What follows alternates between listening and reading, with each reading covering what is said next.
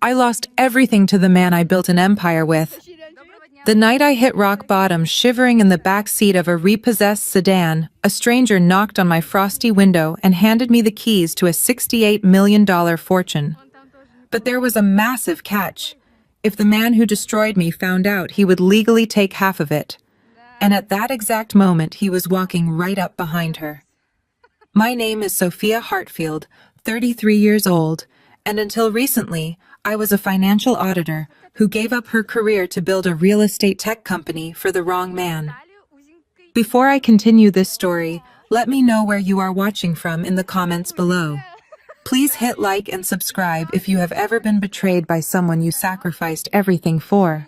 It was 20 degrees outside in a bleak Chicago parking lot. My ex-husband, Richard Montgomery, had just finalized our divorce. Through shady shell companies and a manipulated prenuptial agreement, he kept the entire company we built. He left me with absolutely zero savings, a mountain of manufactured legal debt, and nothing but the clothes on my freezing back. A sharp rap on the glass jolted me awake.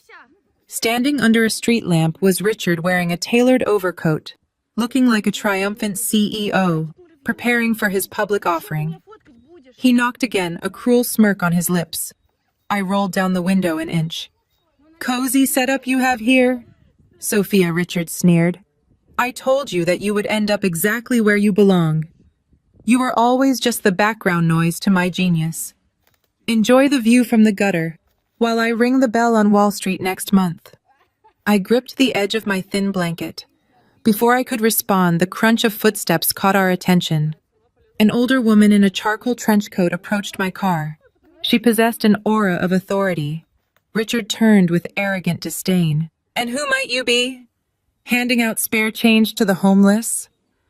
The woman looked directly at me and spoke in a loud, clipped tone. "Are you Sophia Hartfield?" I nodded slowly. "I am Ms. Carmichael," she announced clearly. "I represent the Paramount Collections Agency. I am here to serve you final notice. This vehicle is scheduled for immediate repossession tomorrow morning due to defaulting on your legal fees." Richard burst into booming laughter, thoroughly entertained by my absolute misery. "Oh, this is simply too perfect." Richard chuckled.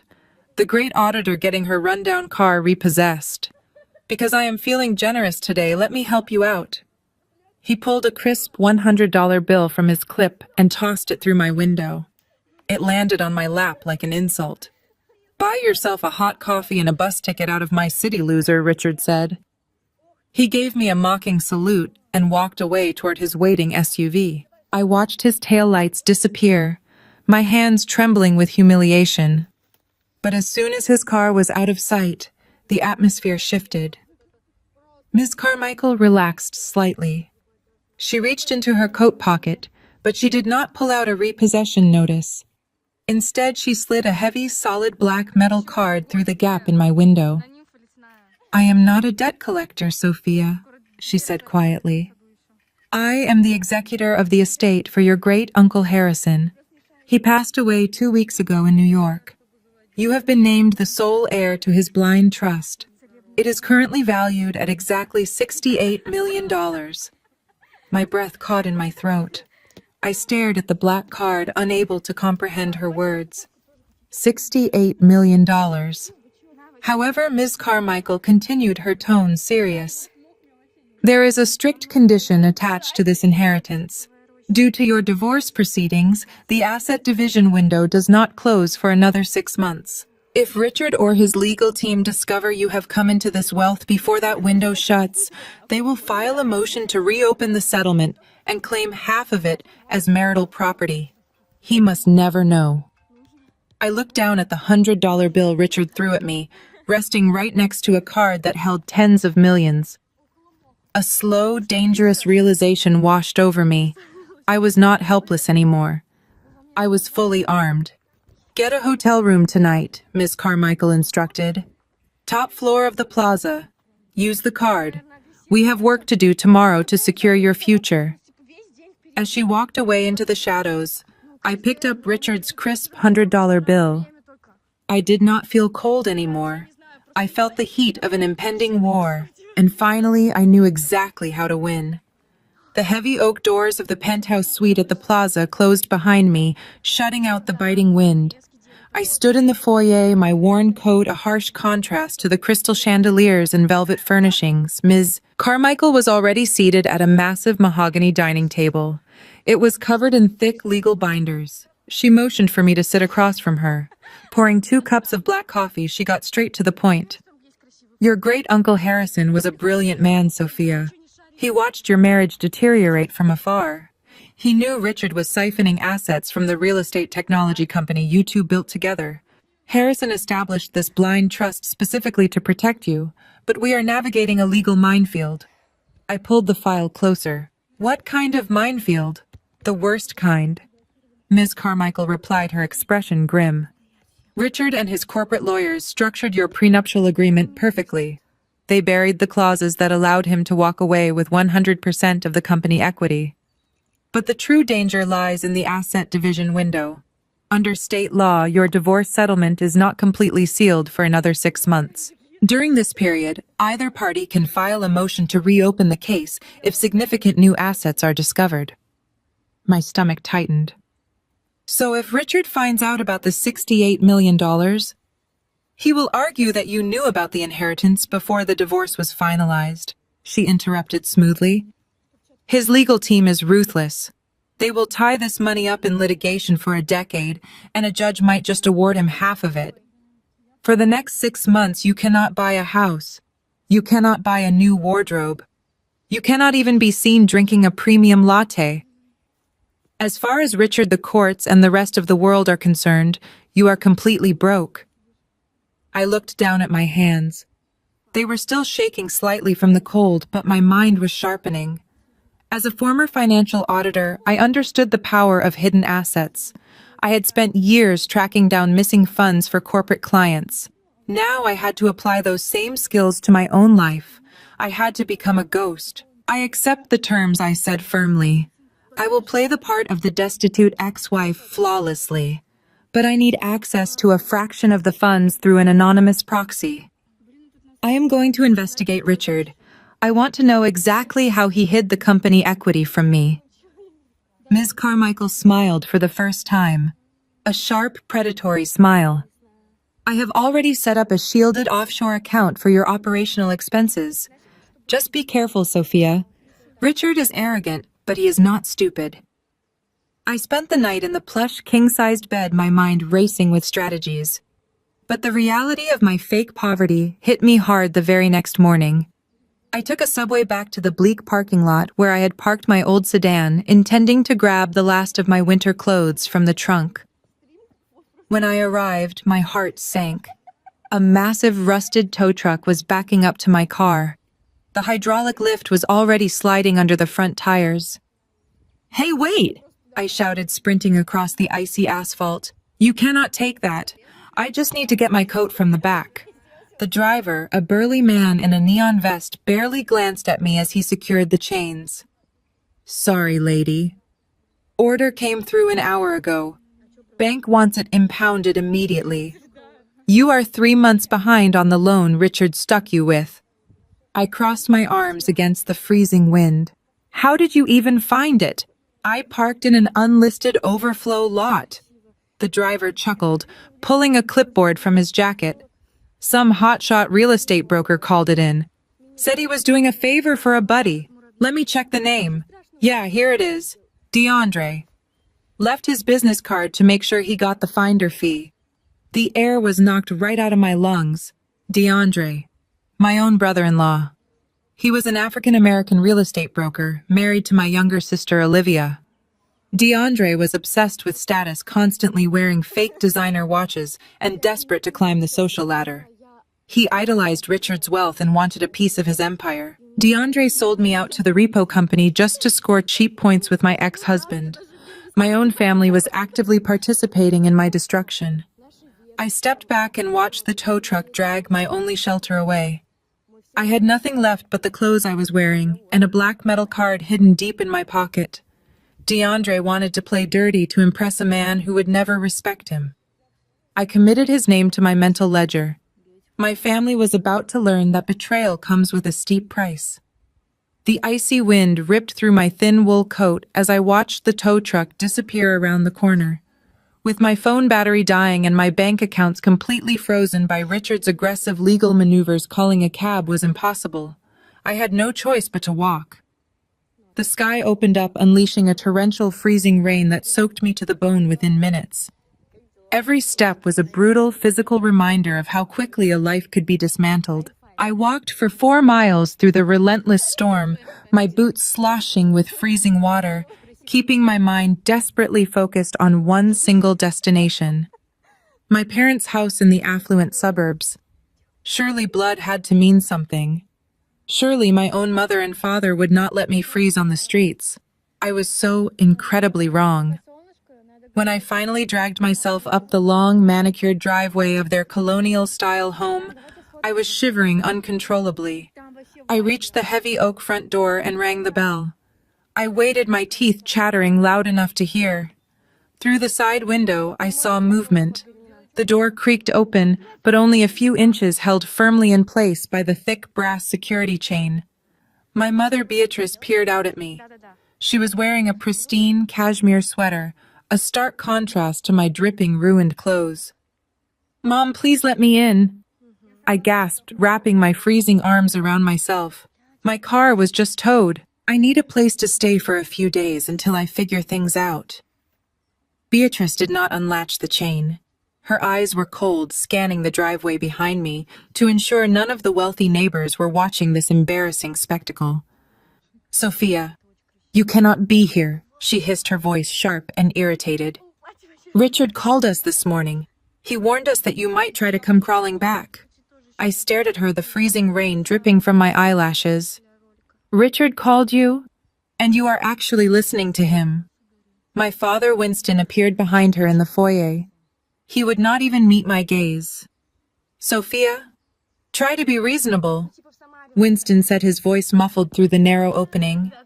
"Richard is the primary investor in the new luxury retirement community we are moving into next year.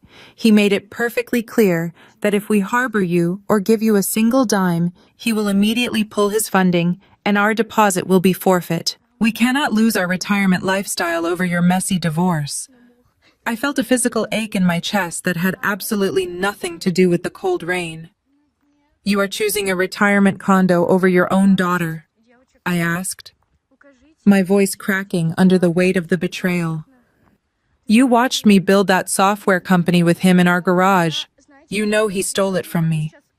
Beatrice sighed dramatically, as if my sudden homelessness was merely an inconvenience to her morning schedule. "Oh, stop being so dramatic, Sophia. You should have been a better wife. Maybe then he would not have left you with nothing." Suddenly, the door swung open slightly wider, and a battered, familiar object was forcefully shoved through the gap. It was my old college suitcase. It hit the wet porch with a heavy thud, popping open and spilling a few of my old sweaters onto the soaked welcome mat. "I packed up the last of the junk you left in our attic," Beatrice said. "Take it and go. Richard has eyes everywhere, and we are not risking our financial future for your mistakes." Before I could even process the sheer cruelty of my mother's words, another figure stepped onto the porch from the side door of the garage. It was DeAndre. He was leaning casually against the brick pillars, spinning a set of expensive car keys on his finger, looking incredibly pleased with himself. "Looking a little rough today," Sophia, DeAndre mocked, stepping into the porch light. He adjusted his tailored cuff intentionally, flashing a bulky gold watch.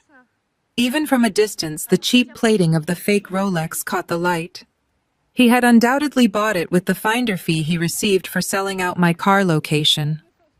I looked away from my parents and glared directly at him. "You called the repo company?" I said, my voice dropping to a dangerous, steady whisper. DeAndre chuckled, completely unbothered by my anger.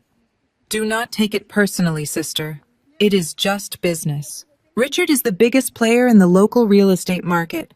If doing him a small favor gets me the exclusive listings for his new commercial properties, I am taking that deal every single time. You have to respect the hustle." He smirked, admiring his counterfeit watch again. "Besides, Maybe this little reality check will teach you to stop relying on handouts and get a real job. The sheer audacity of his words hung heavily in the freezing air. My own parents stood silently behind the door, implicitly agreeing with a man who was openly humiliating their daughter on their front porch. The final fraying thread holding my family together snapped cleanly and permanently. The agonizing pain of their betrayal vanished instantly, replaced by a blinding absolute clarity. They had all made their choice. They looked at me and saw a broken, penniless woman they could step on to get closer to Richard's wealth. They had absolutely no idea that the shivering woman standing on their porch possessed $68 million in liquid assets. I did not cry. I did not argue or beg. I calmly reached down, gathered my wet sweaters from the puddles, and shoved them back into the suitcase. I snapped the rusty latches shut. I looked up at my mother, my father, and finally at DeAndre. "I will never forget this," I said. My voice was no longer shaking from the cold. It was dead calm. "Enjoy the investments." I turned my back on the massive colonial house and walked down the driveway, dragging the heavy suitcase behind me. The rain continued to pour, but I walked with my head held high. I knew exactly what I needed to do next. I needed a temporary base of operations, one that fit my current pathetic narrative perfectly, while shielding the absolute destruction I was about to unleash. I found exactly what I needed in a crumbling brick building on the industrial edge of the city. The apartment was a tiny, drafty studio on the 4th floor, with peeling yellow wallpaper, water stains blooming across the ceiling, and a radiator that clanked loudly but produced almost no heat. The landlord, a gruff man who smelled of stale cigars, did not ask for a credit check or references. He only cared about the 3 months of rent I handed him in damp cash, drawn from the anonymous proxy account Ms. Carmichael had established for my operational expenses. To the outside world, and more importantly to Richard's private investigators, I was a defeated woman hiding in a slum. It was the perfect camouflage. But the moment the deadbolt clicked shut, the illusion ended. Over the next 48 hours, a series of discreet delivery vans arrived in the alley behind my building at 2 in the morning. Men in unmarked uniforms carried heavy reinforced black Pelican cases up the fire escape. I transformed the center of that dingy studio into a $1 million financial command center. I set up 3 massive curved OLED monitors on a folding plastic table. Beneath it sat a custom-built liquid-cooled server rack with military-grade encryption routing my connection through half a dozen international proxy servers. Anyone trying to trace my digital footprint would end up chasing ghosts in Eastern Europe. I purchased top-tier enterprise access to global corporate databases, property registries, and offshore financial records. For the first time since Richard served me those divorce papers, I felt completely in my element. Before I was his supportive wife, before I was the woman who organized his schedules and hosted his investor dinners, I was a senior financial auditor at a top firm. My entire career was built on finding the money that rich, arrogant men thought they had cleverly hidden. I tied my hair back, brewed a pot of cheap coffee on the rusted stove, and sat down at the glowing screens. The clanking radiator faded into the background as I immersed myself in the data. I started with the public filings for Richard's real estate technology company, Montgomery PropTech. During our divorce proceedings, his lawyers presented a heavily audited valuation report claiming the company was on the verge of bankruptcy. They argued the software development costs had bled the business dry, leaving zero equity to be divided between us. The judge bought it, and I was left with nothing but court fees. But numbers do not lie, and they certainly do not disappear without leaving a trail. I began pulling the raw data from the months leading up to Richard filing for divorce. I cross-referenced vendor payments, payroll ledgers, and venture capital injections. I spent 3 straight days and nights staring at the screens, fueled by caffeine and pure adrenaline, manually rebuilding the company balance sheet from scratch. Then on the 4th night at 3 in the morning, I found the anomaly. It was a single, seemingly routine line item, buried deep in a quarterly expense report filed exactly 4 weeks before Richard handed me the divorce papers. It was labeled as a technology licensing fee, but the amount was staggering. Millions of dollars in corporate equity had been instantly wiped from the books. I leaned closer to the monitor, my eyes scanning the heavily redacted digital document. Richard had not just paid a fee, he had executed a massive asset transfer.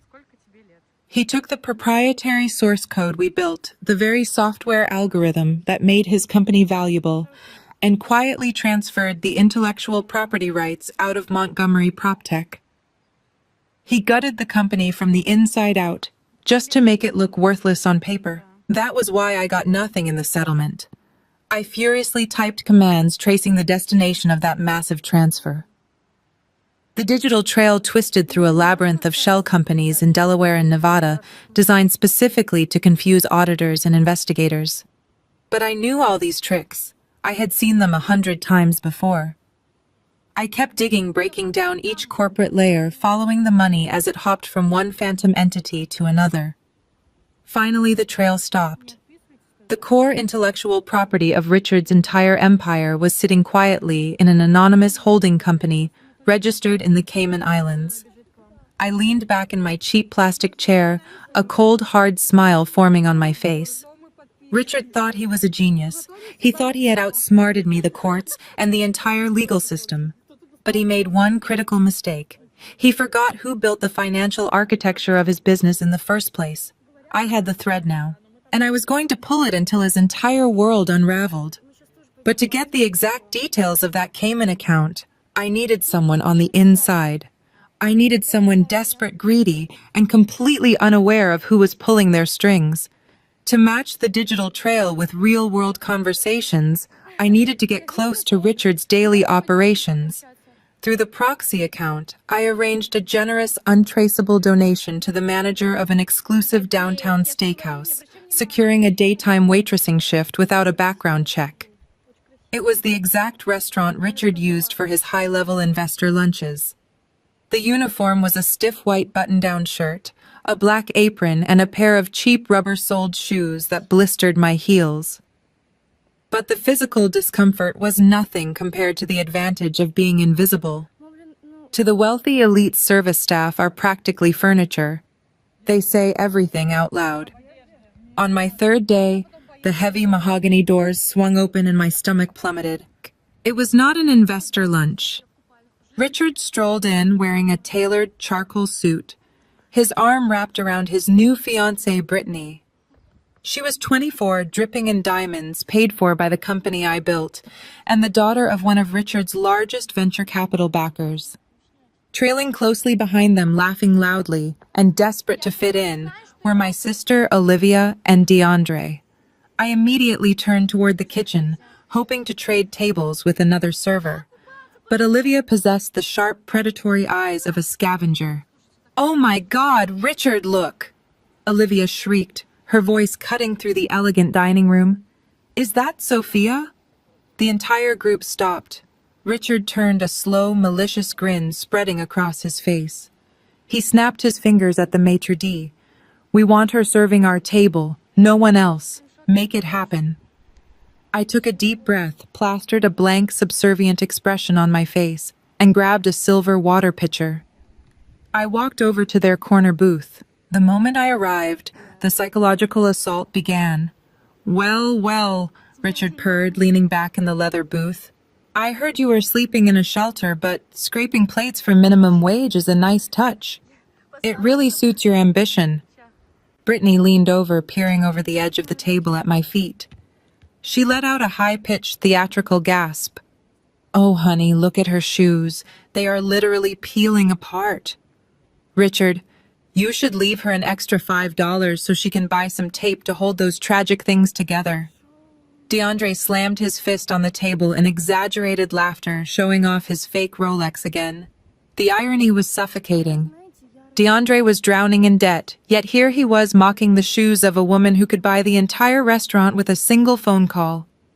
I poured their water in absolute silence, my face a mask of stone.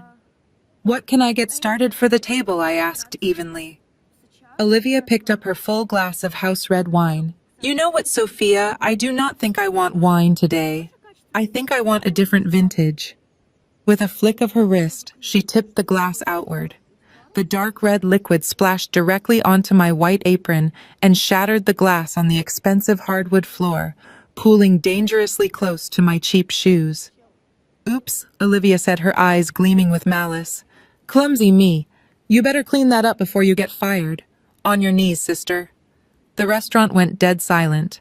Other patrons watched, uncomfortable but unwilling to intervene. My hands curled into tight fists. Every instinct screamed to dump the water pitcher over Richard's head and walk out, but the auditor inside me knew better. Emotional reactions ruin strategic plans. I swallowed my pride, grabbed a stack of bar towels, and dropped to my knees amidst the shattered glass. As I scrubbed the red wine from the floorboards, practically invisible beneath the edge of their table, the real reason I took this job presented itself. They forgot I was there. They started talking business. Everything is locked in for the public offering next month, Richard boasted to DeAndre, pouring himself a fresh glass of water. The Cayman transition is holding perfectly. The auditors did not catch a thing during the divorce. The core software is sitting pretty offshore. DeAndre leaned in, his voice dropping slightly. And what about my cut? I moved a lot of paper to hide those property assets for you, Richard. My creditors are breathing down my neck. I need that bonus advanced. I have $500,000 in balloon payments due next week on my condo and the cars. Richard scoffed dismissively. You will get your scraps when the IPO clears, DeAndre. Stop whining. You are embarrassing yourself. Manage your own debt. I paused, my scrubbing, my heart racing with triumph. DeAndre was financially desperate. He was drowning in toxic debt, and Richard refused to help him. I found my target. I gathered the broken glass and smiled to myself. I survived the rest of my shift with a quiet, burning energy. Every time Olivia snapped her fingers for more bread, every time Richard laughed his booming, arrogant laugh, I just smiled and nodded. They thought they were breaking my spirit. In reality, they had just handed me the exact weapon I needed to destroy their inner circle. The moment my manager dismissed me, I threw my wine-stained apron into the laundry bin and practically sprinted to the subway. The blistered heels and aching back did not matter anymore. I burst through the door of my crumbling apartment, bypassed the clanking radiator, and immediately powered up my encrypted servers. The glowing screens illuminated the dark room. I cracked my knuckles and went to work. Tracking offshore shell companies required weeks of meticulous forensic accounting. But tearing apart the personal finances of a flashy, incompetent real estate broker like DeAndre took me exactly 45 minutes. DeAndre presented himself as a top-tier luxury broker, but his digital footprint told a story of absolute financial desperation. I pulled his credit reports, property deeds, and public tax liens. His life was a complete fabrication built on predatory lending. The luxury downtown condo he shared with my sister Olivia was heavily mortgaged. He had taken out a massive subprime loan just to afford the down payment, and then leveraged that property again to lease the 2 sports cars sitting in their garage. He was juggling a dozen high-interest credit cards just to buy those fake designer watches and pay for the expensive dinners he used to impress Richard. But the ticking time bomb was exactly what he had mentioned at the restaurant. His primary mortgage had a balloon structure. In exchange for rock-bottom monthly payments over the last 3 years, the entire remaining principal of $500,000 was coming due all at once. DeAndre had banked everything on getting a massive bonus from Richard's upcoming public offering. He assumed Richard would bail him out in exchange for his loyalty and his dirty work during our divorce. But I had heard Richard dismiss him like a stray dog. DeAndre had no cash, no backup plan, and no wealthy benefactor to save him. I picked up my secure phone and dialed Ms. Carmichael. It was past midnight, but she answered on the second ring. I found our weak link. I told her, my eyes scanning the glowing mortgage documents. My brother-in-law is drowning in subprime debt. I want to buy it. All of it. Ms. Carmichael did not miss a beat. Which proxy do you want to use? Use the distressed asset fund we registered in Delaware last week, I instructed. Contact his primary lender first thing in the morning. Offer to buy DeAndre's entire loan portfolio at a 5% premium. Those subprime lenders love fast liquidity. They will sell his paper to us without a second thought. Consider it done, she replied, a hint of satisfaction in her voice. And once we own the debt? Once we own the debt, we accelerate the timeline, I said coldly. Call in the balloon payment immediately. Give him zero room to breathe. By noon the next day, the transaction was complete.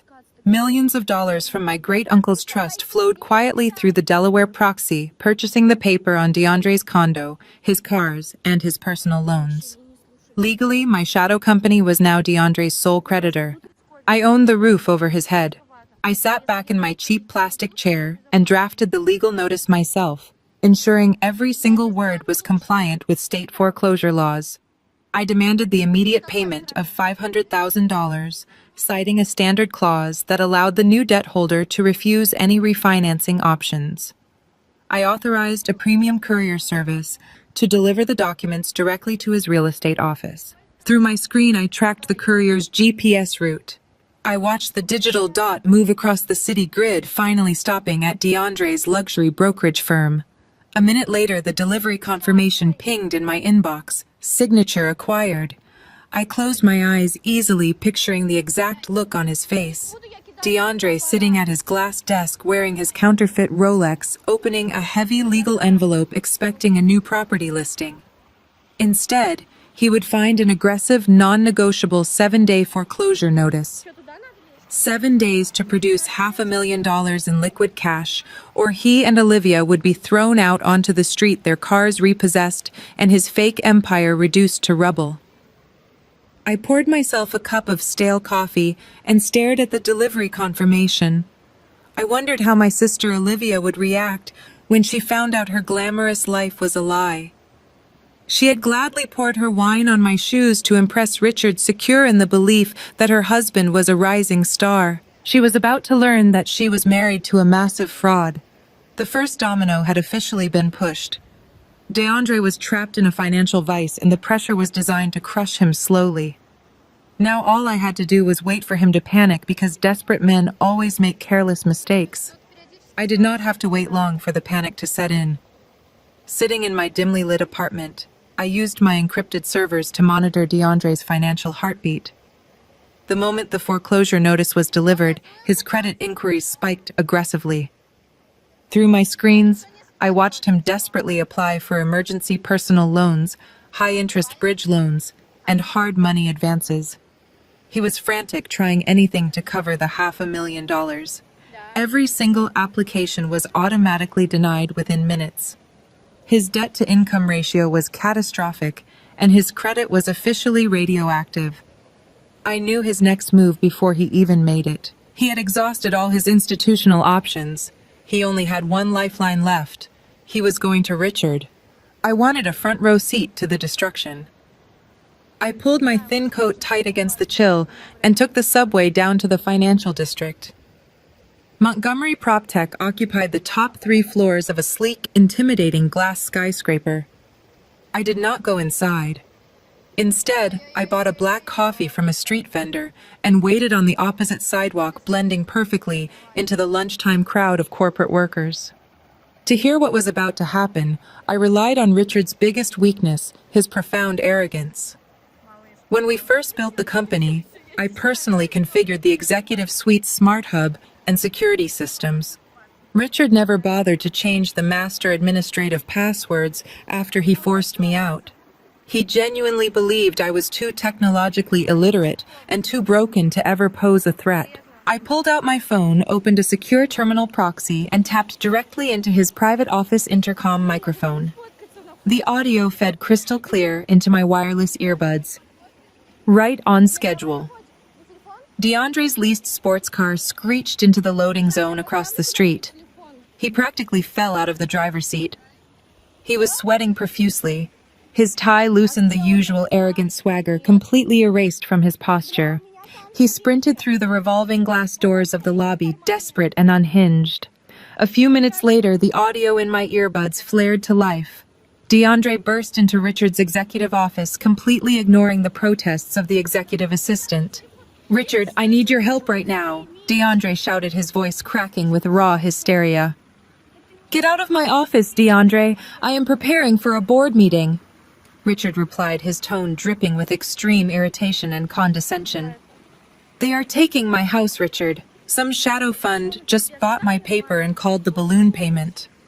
$500,000.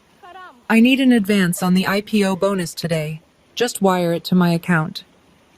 I will pay you back with interest. DeAndre begged, his words tumbling out in a pathetic rush. Richard let out a sharp, cruel laugh that echoed through the microphone. Advance? What bonus? You are a freelance broker. DeAndre, you do not have equity in this company. You get a standard commission when you sell a commercial property. That is it. Are you kidding me? DeAndre yelled, the desperate begging suddenly morphing into venomous anger. I hid your properties during the divorce. I routed those offshore transfers through my dummy LLCs so Sophia would not find them. I tipped off the repo guys yesterday just to make you smile. I did all your dirty work. You owe me. Silence hung heavy over the line for a few agonizing seconds. When Richard spoke again, his voice was dangerously low, completely devoid of empathy. I owe you absolutely nothing. You were compensated for your minor clerical services. You are a low-rent hustler who bought a fake Rolex and thought he could play in the major leagues. Do not ever walk into my office and threaten me again. DeAndre sputtered, trying desperately to backpedal. Richard, please, if I lose the condo, Olivia will leave me. I have nothing. Security. Richard called out smoothly, pressing the intercom button. We have a hostile trespasser in the executive suite. Remove him. By force if necessary. Through the audio feed, I heard the immediate scuffle. DeAndre shouting obscenities, the heavy footsteps of the guards, the violent sound of a physical struggle. I took the earbuds out and watched the glass lobby doors across the street. Two massive security guards dragged DeAndre out by his arms. They shoved him roughly onto the concrete sidewalk. He stumbled and fell hard, scraping his hands and tearing the knee of his expensive tailored suit. The fake Rolex hit the pavement with a sickening crunch. The guards turned their backs and walked back inside, leaving him thoroughly humiliated in front of dozens of passing Wall Street executives. DeAndre slowly got to his knees. He looked completely shattered. The illusion of his grand success was dead on the pavement. Richard had just discarded him like a piece of worthless trash. My trap had snapped shut flawlessly. DeAndre was no longer a loyal lapdog. He was a wounded, furious animal backed into a corner, and a desperate animal will turn on its master to survive. It was time for my shadow fund to offer him a very specific poisoned lifeline. I watched from across the street as DeAndre finally picked himself up off the concrete. He brushed the dirt from his ruined suit, his face contorted into an ugly mask of rage and humiliation. He limped toward his leased sports car, looking back at the towering glass skyscraper with pure hatred. It was the perfect moment to strike. I pulled out my secure phone and dialed Ms. Carmichael. He is ready, I said, my eyes tracking DeAndre as he slammed his car door. Have your associate make the call right now. Hit him while the sting of Richard's betrayal is still fresh. Offer him the absolute forgiveness of every single dime he owes us. And the price, Ms. Carmichael asked smoothly over the encrypted line. Everything, I replied. I want the internal transaction ledgers. I want the routing numbers for the offshore accounts he set up for Richard. Tell him we want the digital keys to Montgomery PropTech's hidden financial kingdom. 15 minutes later, as I rode the subway back to my apartment, the audio feed from DeAndre's phone, intercepted by my proxy servers, cracked to life. He was sitting in his car, likely screaming at his steering wheel, when the unknown number flashed on his screen. Who is this? DeAndre snapped, his voice rough. Good afternoon, a crisp, professional male voice replied. It was Ms. Carmichael's lead investigator, acting as the representative for the Delaware Fund. I represent the firm that recently acquired your debt portfolio. We are aware of your current liquidity crisis regarding the $500,000 balloon payment. I need more time, DeAndre pleaded, his anger instantly vanishing, replaced by sheer panic. I can get the money. I just need an extension. We are not interested in an extension, DeAndre, the investigator, said coldly. We are, however, interested in a trade. My clients are conducting a hostile financial probe into Richard Montgomery and his upcoming public offering. We know you facilitated his offshore transfers during his recent divorce. We want the digital ledger, the raw data. DeAndre went completely silent. I could practically hear the gears grinding in his desperate mind. If you provide the unredacted files, the investigator continued driving the nail home, we will instantly forgive your entire debt portfolio. The condo, the cars, the personal loans, all wiped clean. You walk away free, and your wife never has to know you were a day away from total bankruptcy. Why? Richard DeAndre asked, his voice shaking. That is not your concern. Do we have a deal, or do I initiate the foreclosure proceedings with the county clerk right now? Wait, DeAndre said hastily. Wait. He just threw me out like garbage. He practically begged me to hide his assets from his wife, and then he left me to drown. A bitter, vindictive laugh escaped his lips. You want the ledgers? Fine. I have everything backed up on an encrypted flash drive. Where do we meet? They arranged a drop at a crowded coffee shop in Midtown, exactly 1 hour later.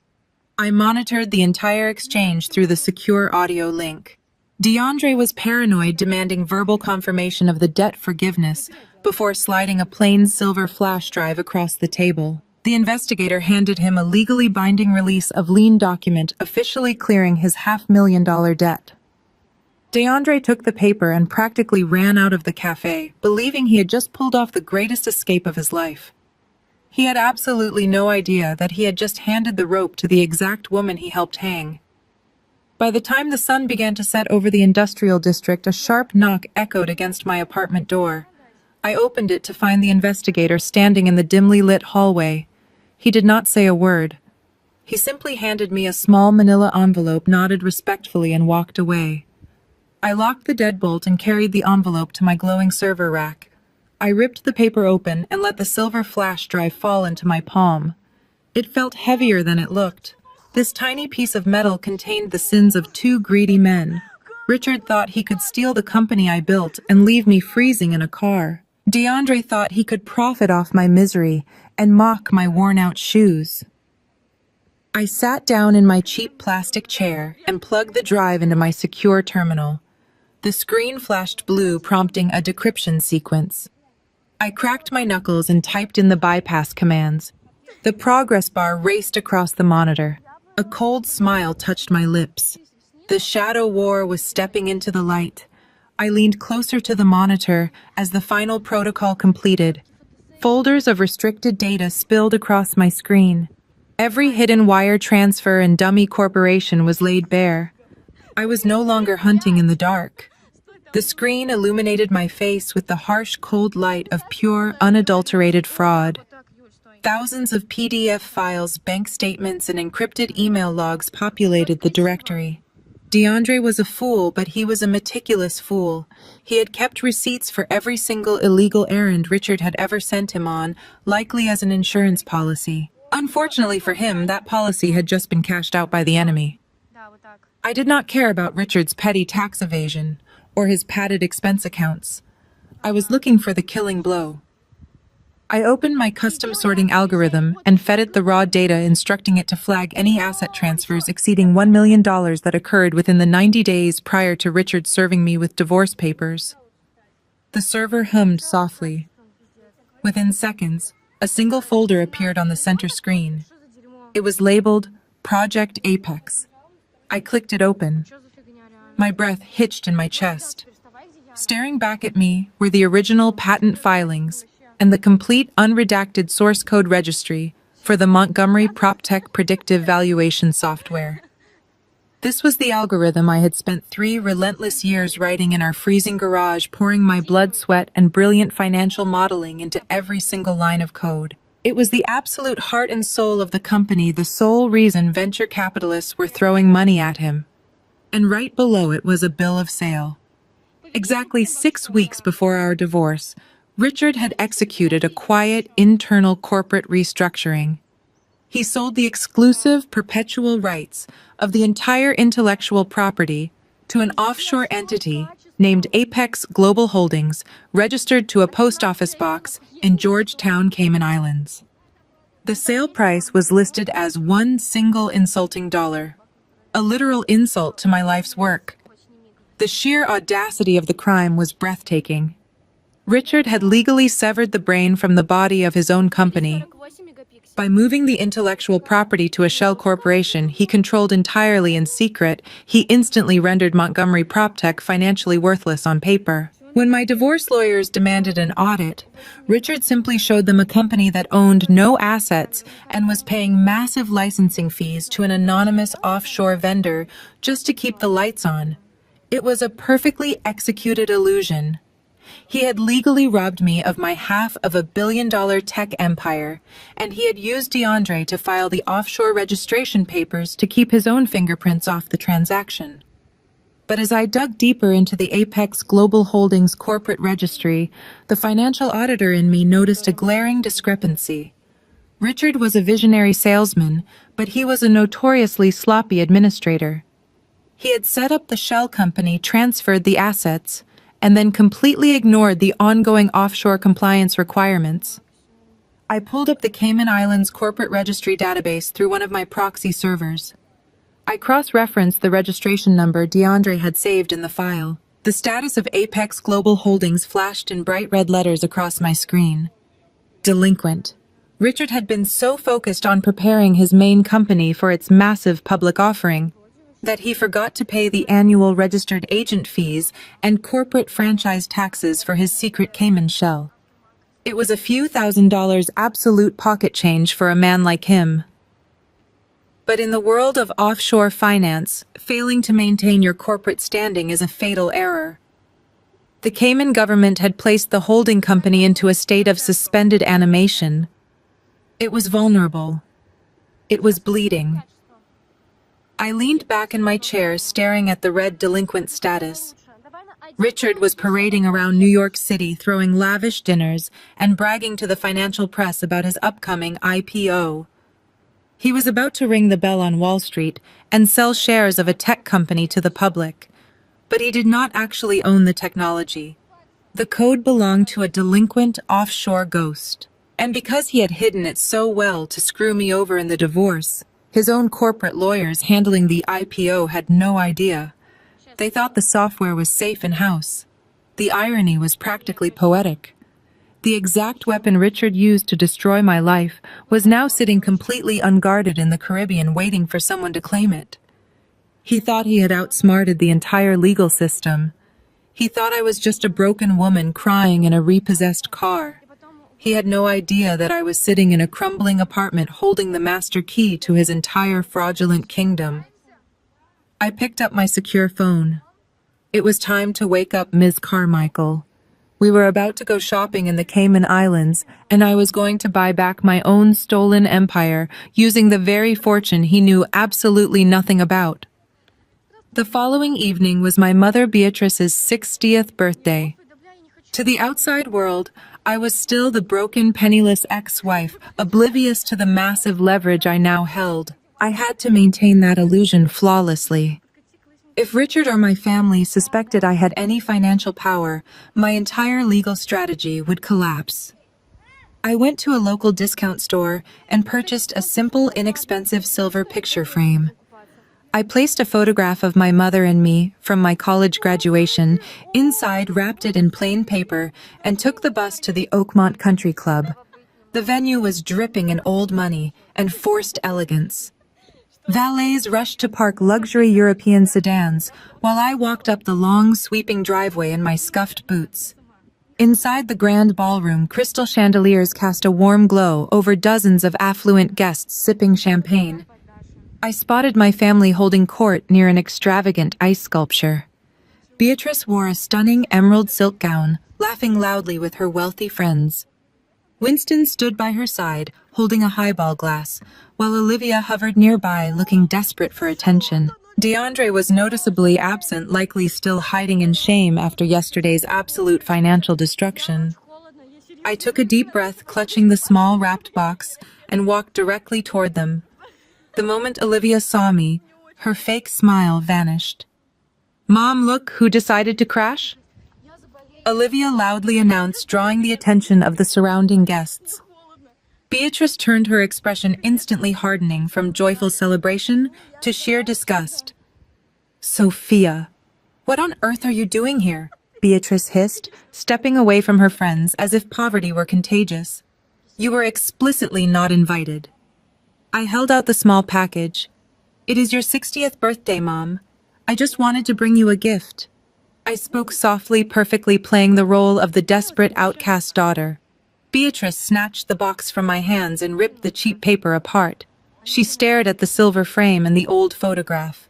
A cruel, mocking laugh erupted from her throat. A discount store picture frame, she sneered, holding it up for her friends to see. Is this supposed to make up for the absolute embarrassment you have caused this family? Richard is funding my entire retirement, and you bring me a piece of tin. With a flick of her wrist, Beatrice tossed the frame directly into a nearby trash receptacle. The glass shattered against the bottom. You should leave before you ruin the evening entirely, she commanded. I stood my ground, keeping my head bowed, absorbing the public humiliation. Because right on cue, the heavy double doors of the ballroom swung open. Richard made his grand entrance, his arm draped casually around Brittany. He wore a custom tuxedo, radiating the obnoxious confidence of a man who believed he owned the world. The moment my family saw him, they completely abandoned me. Beatrice rushed forward, her arms wide open, greeting the man who had stolen her daughter's company with genuine affection. Richard, darling, you made it, Beatrice cooed. Richard handed her a small velvet box from a high-end jeweler. Only the best for my favorite former mother-in-law, he charmed, flashing his brilliant predatory smile. Winston shook his hand vigorously, and Olivia practically tripped over herself to compliment Brittany's designer dress. I stood a few feet away, completely invisible to the people who shared my blood. Richard motioned for a waiter, grabbed a glass of champagne, and tapped his fork against the rim. The immediate circle of guests, including my parents and sister, quieted down to listen. I have a very special announcement to make tonight, Richard declared, his voice booming with authority. The Securities and Exchange Commission has officially cleared Montgomery PropTech. We are going public next month. Gasps of excitement rippled through the group, but Richard was not finished. He turned directly to my father. Winston, you and Beatrice have always supported me even when certain other people dragged me down. He shot a brief, venomous glance in my direction. Because of your loyalty, I am opening up my friends and family allocation to you. I am offering you the chance to buy pre-IPO shares at rock bottom internal pricing. The moment the bell rings next month, those shares will instantly triple in value. I am going to make you all millionaires. Winston's eyes went wide with pure, unfiltered greed. Beatrice clutched her diamond necklace, gasping in delight. Olivia practically screamed. They were instantly blinded by the promise of effortless wealth. I watched them eagerly agree to hand over their life savings to a man selling shares in a hollow shell. They had absolutely no idea that I legally owned the core technology he was promising to take public.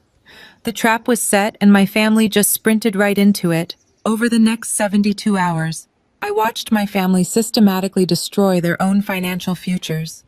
From the glowing screens of my apartment command center, I tracked the frantic movement of their assets with clinical precision. Winston and Beatrice did not just dip into savings for Richard's pre-public offering shares. They went completely all in, blinded by the promise of luxury. I watched the digital ledgers in real time as my father liquidated his entire retirement portfolio, incurring massive early withdrawal penalties without a second thought. But that was not enough for their greed. The very next morning, public county records showed a new massive lien filed against their pristine colonial home. They had taken out a high-interest second mortgage, leveraging the very roof over their heads, to hand $500,000 directly to the man who ruined me. Olivia was even more reckless.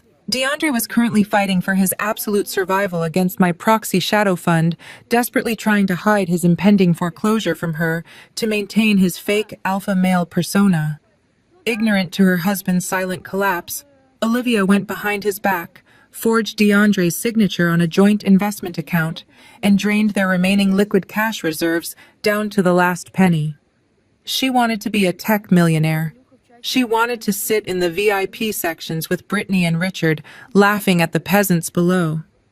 My family was voluntarily chaining themselves to the hull of a sinking ship, completely mesmerized by the captain's empty golden promises. As an auditor, I had spent my career watching desperate people make terrible financial decisions, but watching my own blood walk blindly into an absolute slaughter felt profoundly different. I did not love them anymore. The freezing rain on their porch had washed away whatever lingering affection I held. But a tiny, stubborn piece of my professional conscience demanded that I give them one single final warning. If they ignored it, their ruin would be entirely on their own hands, and my conscience would be permanently clear. I left my apartment, took the train back to the wealthy suburbs, and walked up that long driveway one last time. I found my parents and Olivia in the sunroom of the colonial house drinking iced tea and reviewing the glossy, fraudulent prospectus Richard had given them. Winston was eagerly calculating their projected wealth on a yellow legal pad. I walked unannounced through the patio door. They looked up, their smiles instantly turning into aggressive scowls. "I am not here to ask for money," I said quickly, holding up my hands. "I am here to stop you from losing yours. Do not buy those shares." Winston scoffed loudly, tossing his expensive pen onto the glass table. "Are you still bitter, Sophia? Cannot stand to see us succeed." "Listen to me," I pleaded, taking a cautious step forward. "I built the financial models for that company from the ground up. I know exactly how Richard operates. The business is a complete house of cards. The technology valuation he is selling you is entirely fabricated. If you give him your retirement funds and the equity in this house, you will lose absolutely everything. He is using you to pad his books." Beatrice stood up violently, her chair scraping harshly against the stone floor, her face flushed with sudden vicious anger. She marched across the sunroom and raised her hand high. The slap echoed sharply against the glass walls, a brutal cracking sound. My cheek burned with a fierce, stinging heat. The force of the blow snapped my head to the side, but I planted my feet and did not fall. I slowly turned my face back to look straight into her furious eyes. "You are a pathetic, jealous, vindictive woman," Beatrice hissed, her voice shaking with venom and absolute contempt. "You could not hold on to a successful, brilliant man, and now you want to sabotage your own family because we are finally getting the wealth and status we deserve. Richard warned us you would try to poison this deal. Get out of my house and never come back." I stood perfectly still, the red mark blooming hot across my face. I looked at Winston, who was pointedly ignoring me to stare at his legal pad, and Olivia, who was actively smirking behind her glass of iced tea. The absolute last thread of familial guilt evaporated from my body, leaving nothing but cold, crystal-clear resolve. "I understand perfectly," I said, my voice eerily calm and steady. "I will never bother you again. Enjoy your investment."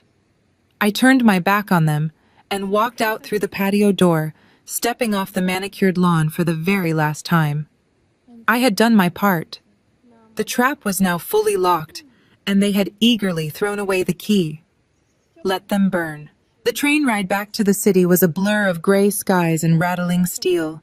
My cheek still throbbed slightly from where Beatrice had struck me, but the emotional sting was entirely gone. I had offered them a life raft, and they chose to set it on fire. Returning to my drafty apartment, I locked the deadbolt, brewed a fresh pot of black coffee, and sat down at my glowing monitors. The time for family drama was over. It was time for a corporate execution. I picked up my secure phone and initiated an encrypted video call with Ms. Carmichael. She appeared on my center screen, sitting in her pristine New York office, looking sharp and entirely ready for war. "My family is fully invested in his public offering," I told her, my voice strictly business. "The emotional ties are severed. I want to initiate the Cayman strike immediately. Walk me through the exact legal mechanics of his vulnerability." Ms. Carmichael nodded, typing rapidly on her end. I brought in our offshore corporate specialist to review the files you pulled from DeAndre's flash drive. Richard's arrogance has handed us a masterpiece of legal negligence. Apex Global Holdings is not just delinquent on its annual fees. To maintain absolute secrecy during your divorce proceedings, Richard terminated his local registered agent in Georgetown.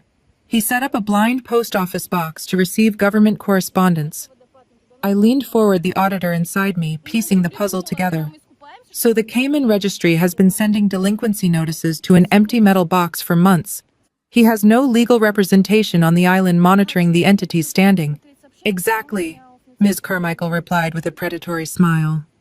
Under the Cayman Islands Companies Act, when a corporate entity fails to pay its government franchise taxes and maintain a registered agent for a specific duration, it falls into critical bad standing. It loses its corporate veil and its right to conduct business or protect its assets, but the most crucial detail is how the local law handles outstanding corporate debt for entities in this state. I pulled up the legal statutes on my second monitor, scanning the dense legal jargon. A third-party creditor can petition the Grand Court for a winding-up order, I read aloud. Yes, Ms. Carmichael confirmed. But we do not want to liquidate the company. We want to own it. Because Richard fired his agent, he left unpaid invoices with local Cayman service providers. Not just the government taxes, but local legal fees and hosting costs. We are talking about less than $30,000 in total debt.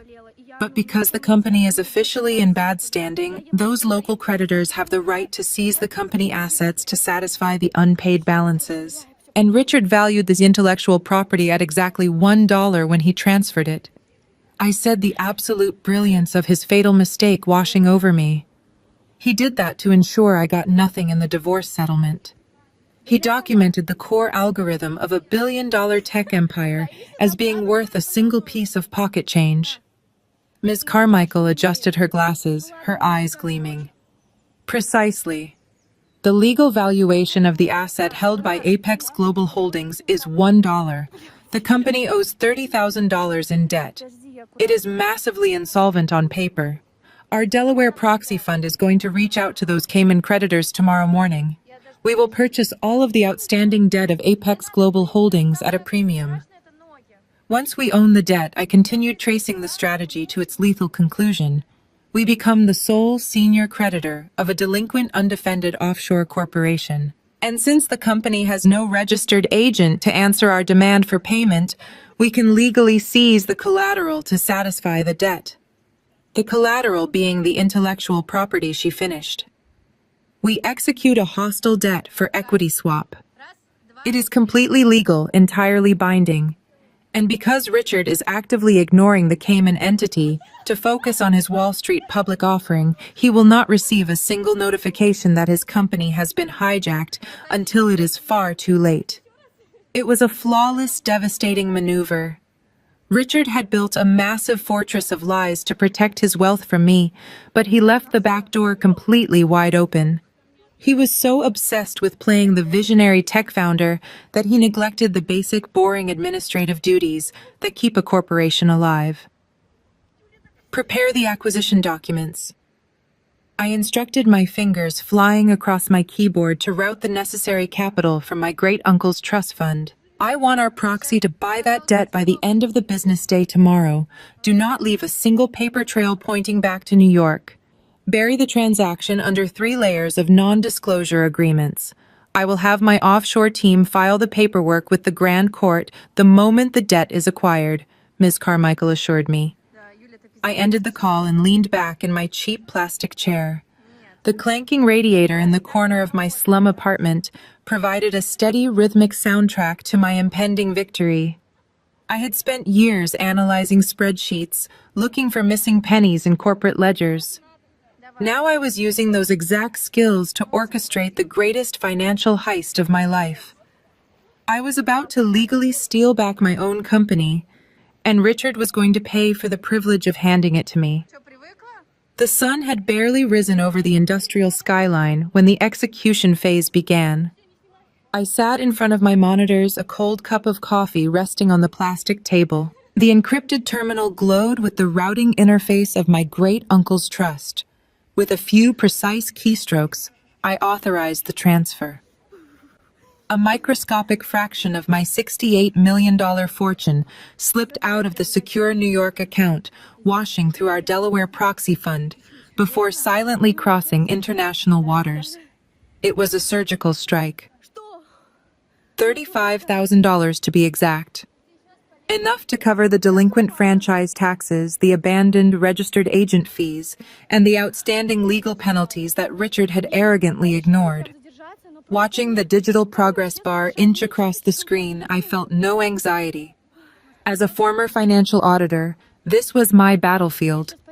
Numbers were my weapons, and they obeyed my commands without question. The trap was springing shut exactly as I had designed it. Every sleepless night spent shivering in my car, every mocking insult from my sister, and every moment of betrayal from my parents had led to this exact mathematical culmination. I was completely taking back my life, one offshore document at a time. By 9 in the morning, Ms. Carmichael was on an encrypted audio link, bridging a direct connection to our corporate specialist on the ground in Georgetown. I listened as the specialist walked into the Cayman Islands Government Registry Office. Through the earpiece, I could hear the rustle of heavy legal paper and the dull thud of a rubber stamp. "We are filing the satisfaction of debt notice." Now the specialist reported, his voice calm and methodical. "The local creditors have accepted the premium buyout without asking a single question. The proxy fund is officially the sole senior debt holder of Apex Global Holdings.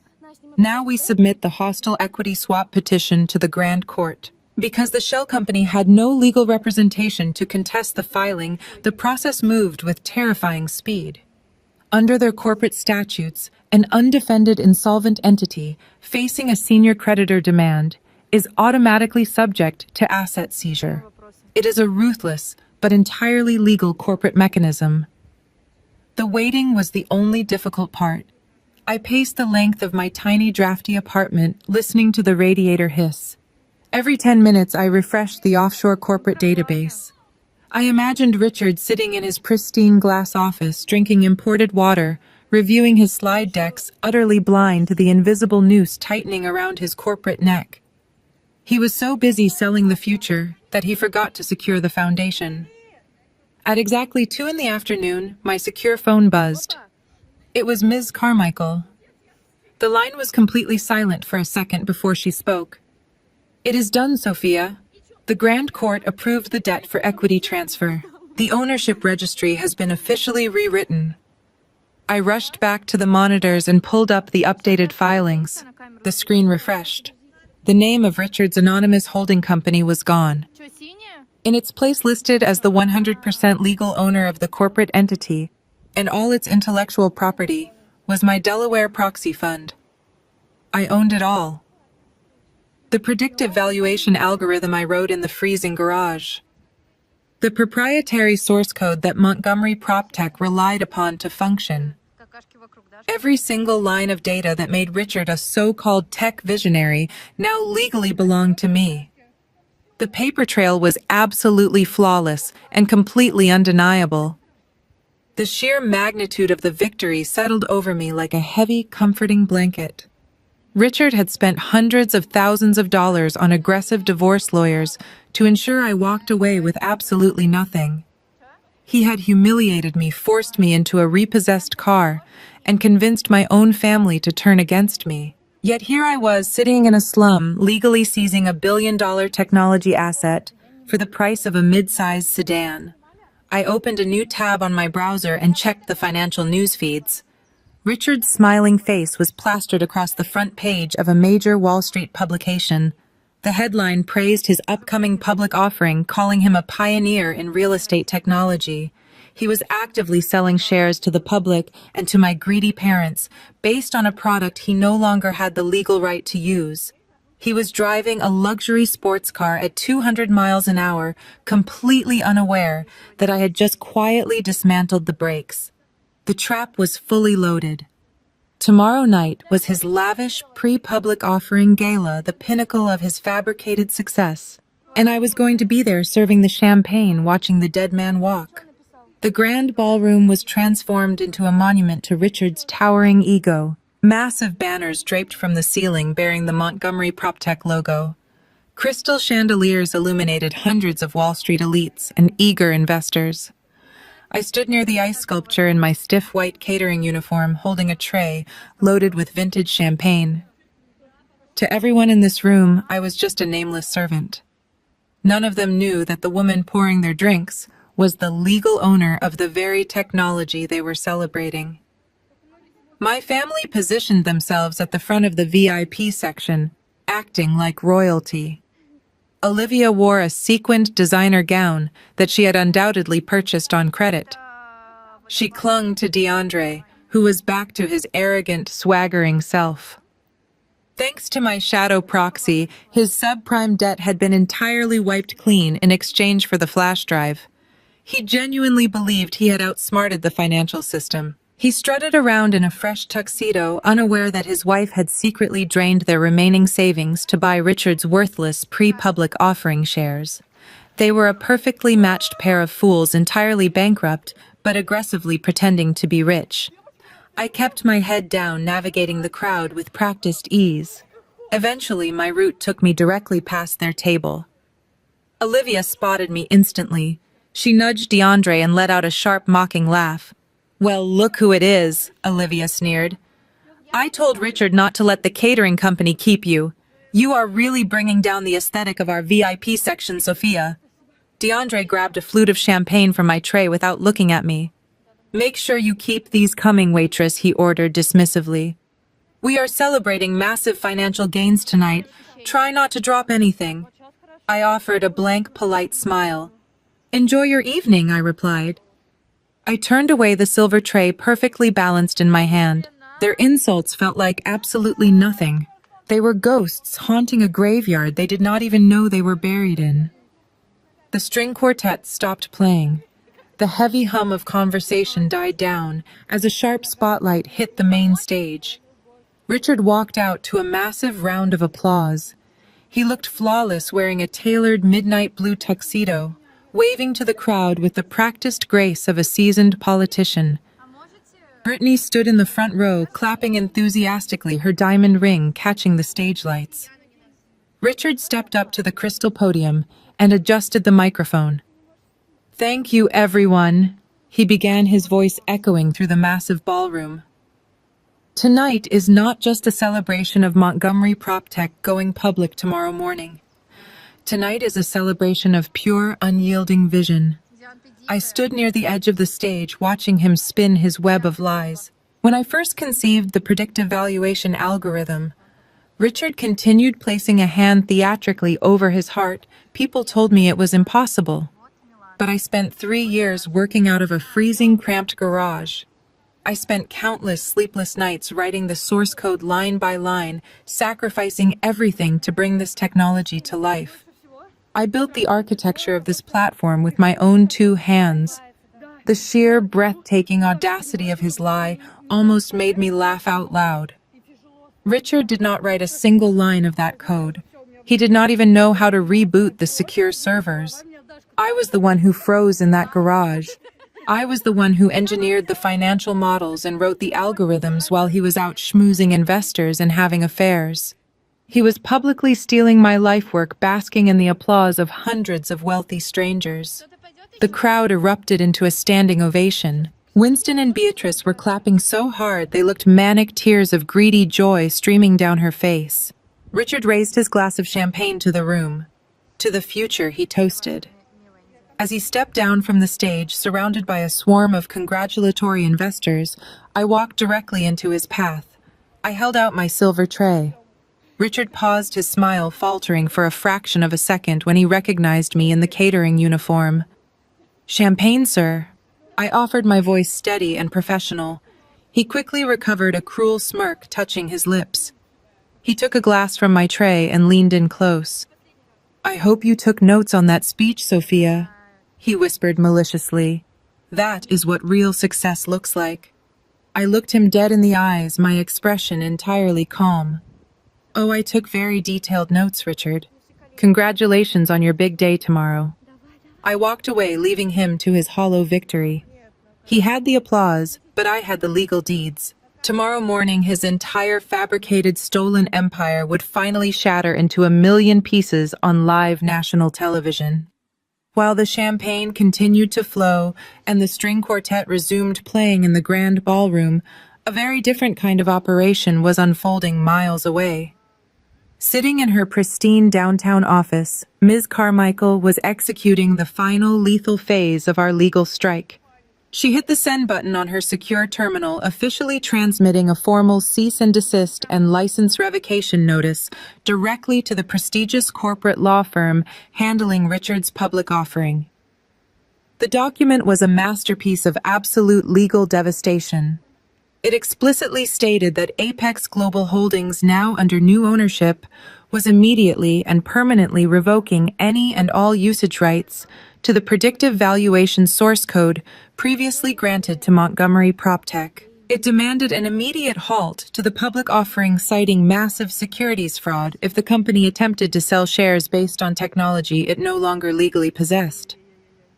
Across town, on the 50th floor of a towering glass high-rise, the offices of Harrington and Cole were buzzing with frantic late-night energy. It was almost midnight, and the legal team was running on cold espresso and pure adrenaline, assembling the final regulatory binders for the morning bell ringing ceremony. Leading the charge was Preston, a pompous senior partner who was already mentally spending his massive seven-figure success fee. An urgent notification pinged on Preston's primary monitor, accompanied by a heavy, certified courier envelope dropped onto his mahogany desk by an exhausted paralegal. Preston sighed heavily, rubbing his temples as he sliced open the envelope. He pulled out the crisp legal document and scanned the header. Apex Global Holdings, Cayman Islands. Preston rolled his eyes, a smug, dismissive sound escaping his throat. He remembered Richard briefly mentioning a Cayman shell company months ago during a casual lunch. Richard had bragged about using a dummy corporation to artificially devalue his assets during a messy divorce with his ex-wife. Richard had assured Preston that the offshore entity was completely dormant, just an empty box holding paperwork to fool an auditor. Because he was completely blinded by his own arrogance and the impending payday, Preston did not bother to log into the international registry to verify the current ownership status of that shell company. He took one look at the bold cease and desist lettering and immediately categorized it as a pathetic extortion attempt. In the world of high-stakes corporate law, patent trolls and bottom-feeding scammers frequently send threatening letters on the eve of a major public offering, hoping the company will quietly pay a quick settlement just to make the nuisance go away. "This is absolute garbage," Preston muttered to himself, tossing the heavy certified document into a plastic tray labeled Secondary Review. "Some island-registered agent is trying to squeeze us for back taxes, or it is a desperate patent troll fishing for a payout." A junior associate poked his head into the office, looking anxious. "Sir, that notice demands an immediate halt to the public offering. Should we call Mr. Montgomery at the gala to inform him?" Preston glared at the young lawyer as if he had just suggested something incredibly stupid. "Absolutely not. Richard is currently entertaining our anchor investors. His explicit orders were to handle all minor administrative friction internally. He told me not to interrupt his victory lap unless the building was literally burning to the ground. If I call him tonight over a spam letter from a dormant dummy corporation, he will fire us both before sunrise." "But, sir, the license revocation clause..." The associate began hesitating. "I said leave it." Preston snapped, his tone final and authoritative. "We own that shell company. You cannot sue yourself. It is a clerical glitch. I will have an intern draft a response on Monday morning after the checks clear. Now get back to assembling the press packets." With a few quick keystrokes, Preston deleted the urgent email from his inbox and permanently buried the physical warning under a stack of catering receipts. He leaned back in his leather chair, completely satisfied with his own brilliant decision-making. He had absolutely no idea that he had just ignored a live grenade sitting directly on his desk. Back at the gala, I finished my catering shift in total silence. I gathered my belongings from the staff locker room, my cheap rubber-soled shoes echoing against the concrete floor. As I walked out of the service exit and into the crisp, cool midnight air, my secure phone buzzed in my pocket. It was a single encrypted text message from Ms. Carmichael, delivered and ignored. A slow, genuine smile spread across my face. I looked up at the towering skyscrapers glowing against the dark night sky. Richard's highly paid, arrogant legal team had functioned exactly as I anticipated. Their pride had completely blinded them to the impending catastrophe. The fuse was officially lit, and the bomb squad had just decided to take a nap. Tomorrow morning, Wall Street was going to witness a massacre. The gala finally ended in the early hours of the morning.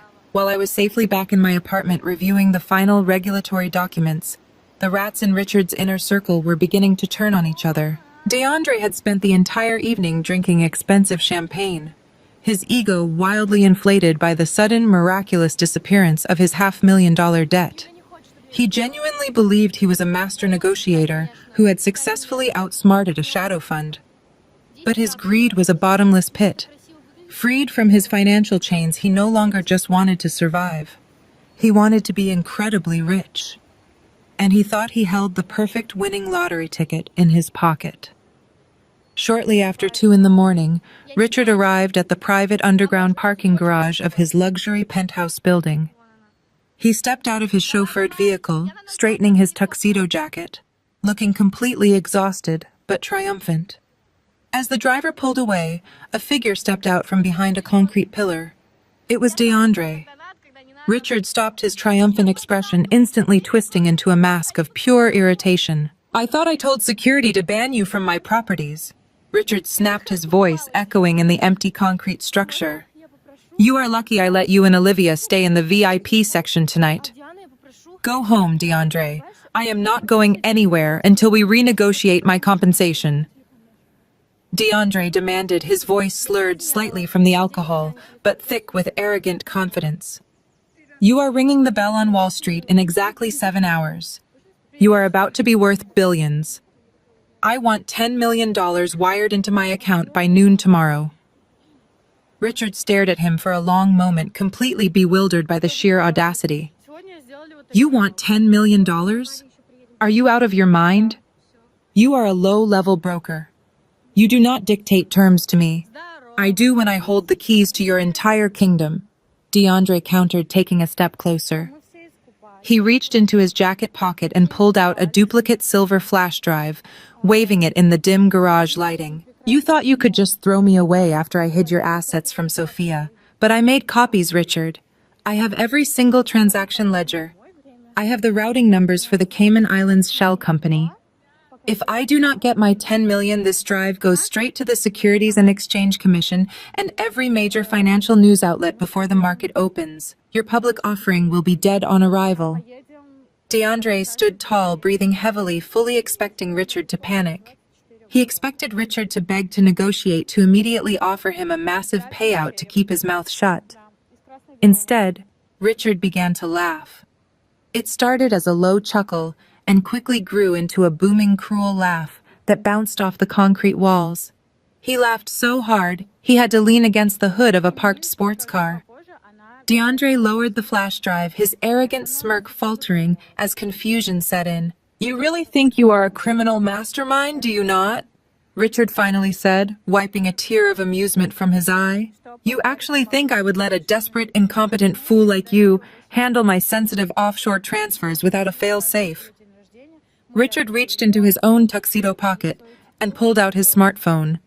He tapped the screen a few times and held it up for DeAndre to see. Pressing play, a high-definition video illuminated the dark garage. DeAndre stared at the screen, his blood running completely cold. It was crystal-clear surveillance footage from the interior of his own real estate office. The video showed DeAndre hunched over his desk, actively forging signatures on federal bank transfer forms. The audio was flawless. It recorded DeAndre explicitly instructing a subordinate to illegally wire funds across state lines to avoid tax detection. "I own the building your brokerage leases," DeAndre Richard explained, his voice dropping to a lethal, quiet whisper. "I installed hidden cameras in your office the day you signed the lease. I have over 40 hours of high-definition video and audio of you committing textbook wire fraud, identity theft, and corporate embezzlement. DeAndre began to tremble, the silver flash drive suddenly feeling like a block of lead in his hand. If you ever breathe a single word about my offshore accounts, Richard continued, stepping directly into DeAndre's personal space. Or if you ever try to threaten me again, I will send this footage directly to the Federal Bureau of Investigation. Wire fraud carries a 20-year mandatory minimum sentence in federal prison. You will lose your license, you will lose Olivia, and you will spend the best years of your life in a concrete cell. DeAndre tried to speak, but his throat was completely dry. He stumbled backward, his legs suddenly weak. "Now get out of my sight," Richard commanded, turning his back on the broken man. "And do not ever contact me again." Richard walked to this private elevator, the doors sliding shut behind him, leaving DeAndre completely alone in the freezing garage. DeAndre fell to his knees on the hard concrete. He dropped the duplicate flash drive. He was completely trapped. He had tried to play God in a game where he was nothing more than a disposable pawn. From my apartment, monitoring the audio feed through my secure proxy server, I listened to DeAndre quietly sobbing in the dark. My trap was perfectly intact. Richard was still arrogantly marching toward his own destruction, and he had just neutralized the only person who could have accidentally warned him. The board was set for the final move. The sun rose on the final day of Richard's fabricated empire. Exactly 24 hours remained before the opening bell of the New York Stock Exchange.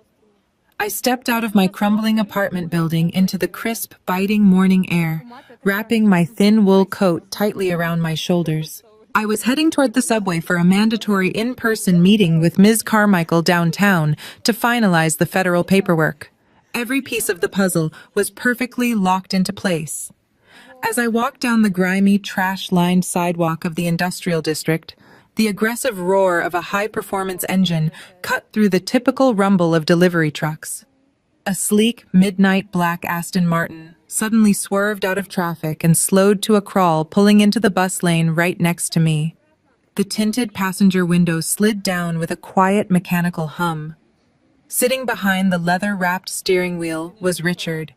He looked like a man who had already conquered the entire universe. He was wearing a brand new bespoke suit that probably cost more than the annual rent for my entire building.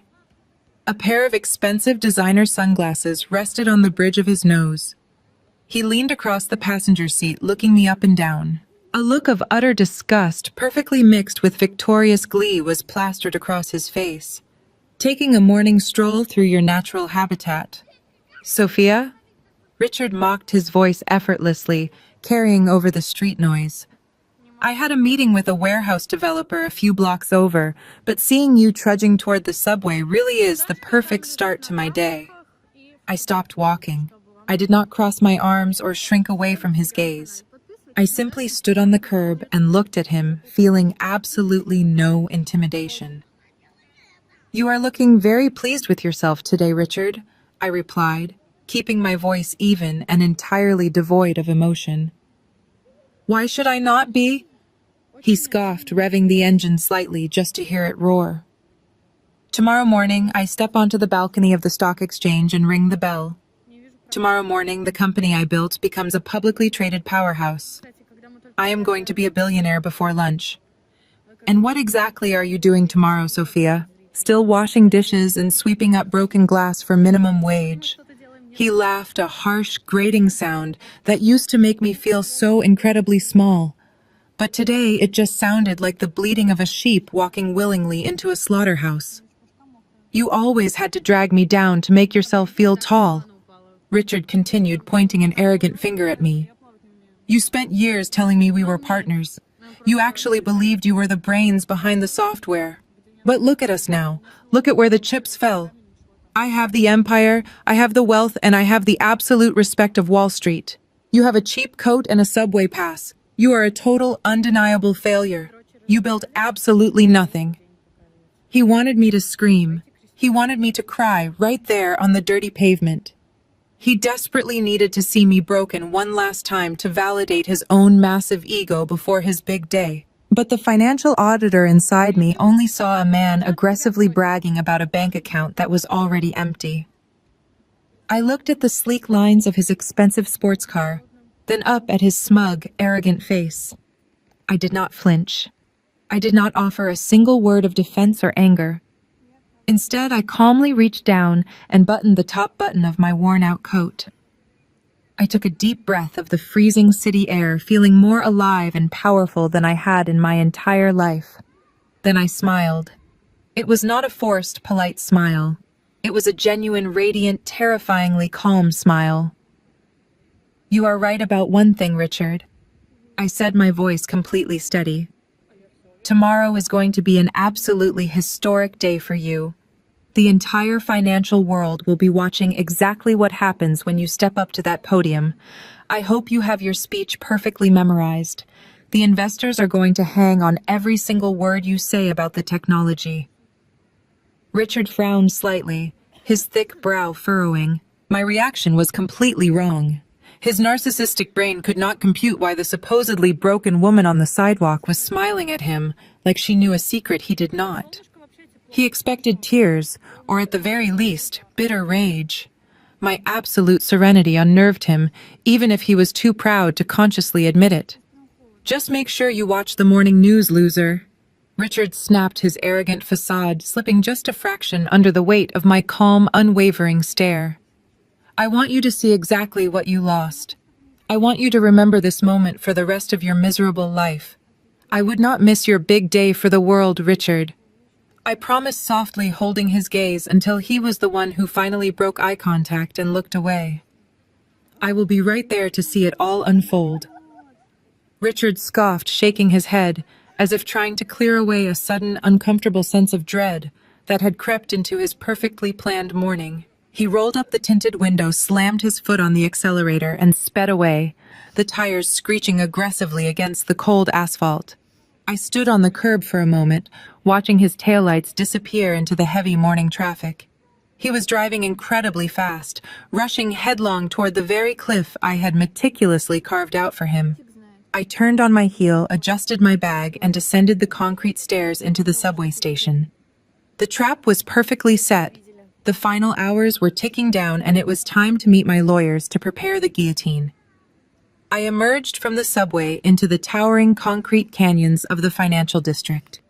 The morning rush hour was in full swing, a sea of tailored suits and briefcases moving urgently along the sidewalks. I blended in perfectly as a face in the crowd, wrapping my cheap coat tight against the wind. But as I pushed through the heavy revolving doors of a massive glass skyscraper and stepped into the hushed marble-lined lobby, my posture completely changed.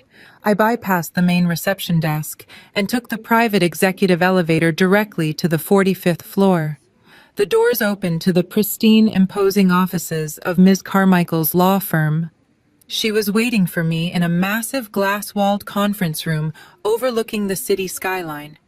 It looked like a military war room. 3 senior litigators, a forensic accountant, and 2 paralegals were already seated around a long mahogany table covered in thick binders and glowing laptops. "Right on time," Sophia Ms. Carmichael said, gesturing to the empty leather chair at the head of the table. "Have a seat. We have a guillotine to sharpen." I sat down, shedding the worn coat, and immediately got to work. A senior litigator slid a thick stack of documents across the polished wood. "This is the finalized federal injunction," he explained, tapping the top page. "It is a masterpiece of corporate destruction." I scanned the legal jargon, my auditor brain absorbing the clauses. "What is the exact angle of attack?" I asked, needing to know every detail of the execution. Ms. Carmichael leaned forward, folding her hands on the table. Richard submitted a Form S-1 registration statement to the Securities and Exchange Commission to take Montgomery PropTech public. In that federal document, he legally swore under penalty of perjury that his company owns the proprietary source code outright. He used that claim to secure hundreds of millions of dollars in commitments from institutional investors. But he does not own it. I finished the thought, a cold satisfaction settling over me. "We do." "Exactly," the litigator chimed in. By attempting to sell shares of a company based on a core technological asset, he secretly transferred to an offshore shell which we just legally acquired. Richard is no longer just a bad husband. He is actively committing massive multi-million-dollar securities fraud. The moment he steps up to that podium and offers those shares to the public, he is defrauding the global financial market. Ms. Carmichael pushed a sleek silver tablet toward me. We are not just stopping the public offering, Sophia. We are tearing it down from the inside out. 30 minutes ago, we submitted a formal whistleblower complaint directly to the Enforcement Division of the SEC. We provided them with the complete Cayman Islands ownership registry, the transfer logs you recovered from DeAndre's flash drive, and the definitive proof that your Delaware proxy fund is the sole legal proprietor of the predictive valuation algorithm. I looked at the screen. It displayed a confirmation receipt from the federal government. The gears of the highest financial authority in the country were already turning. What happens next? I asked, my voice steady. We have a federal judge standing by in chambers right now. Ms. Carmichael answered, her eyes locked onto mine. Because of the sheer magnitude of the impending fraud and the immediate threat to public investors, the judge is preparing to sign an emergency ex parte order. It is an immediate, non-negotiable injunction halting the initial public offering. She handed me a heavy gold fountain pen. But the SEC enforcement agents need a verified complainant on record before they raid a high-profile Wall Street event. They need the legal owner of the technology to formally declare the theft. You need to sign the final affidavit, Sophia. This is the point of no return.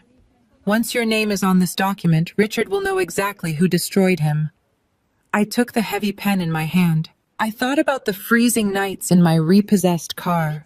I thought about the $100 bill Richard threw at my face. I thought about my mother slapping me and my sister laughing as I scrubbed red wine off the floor.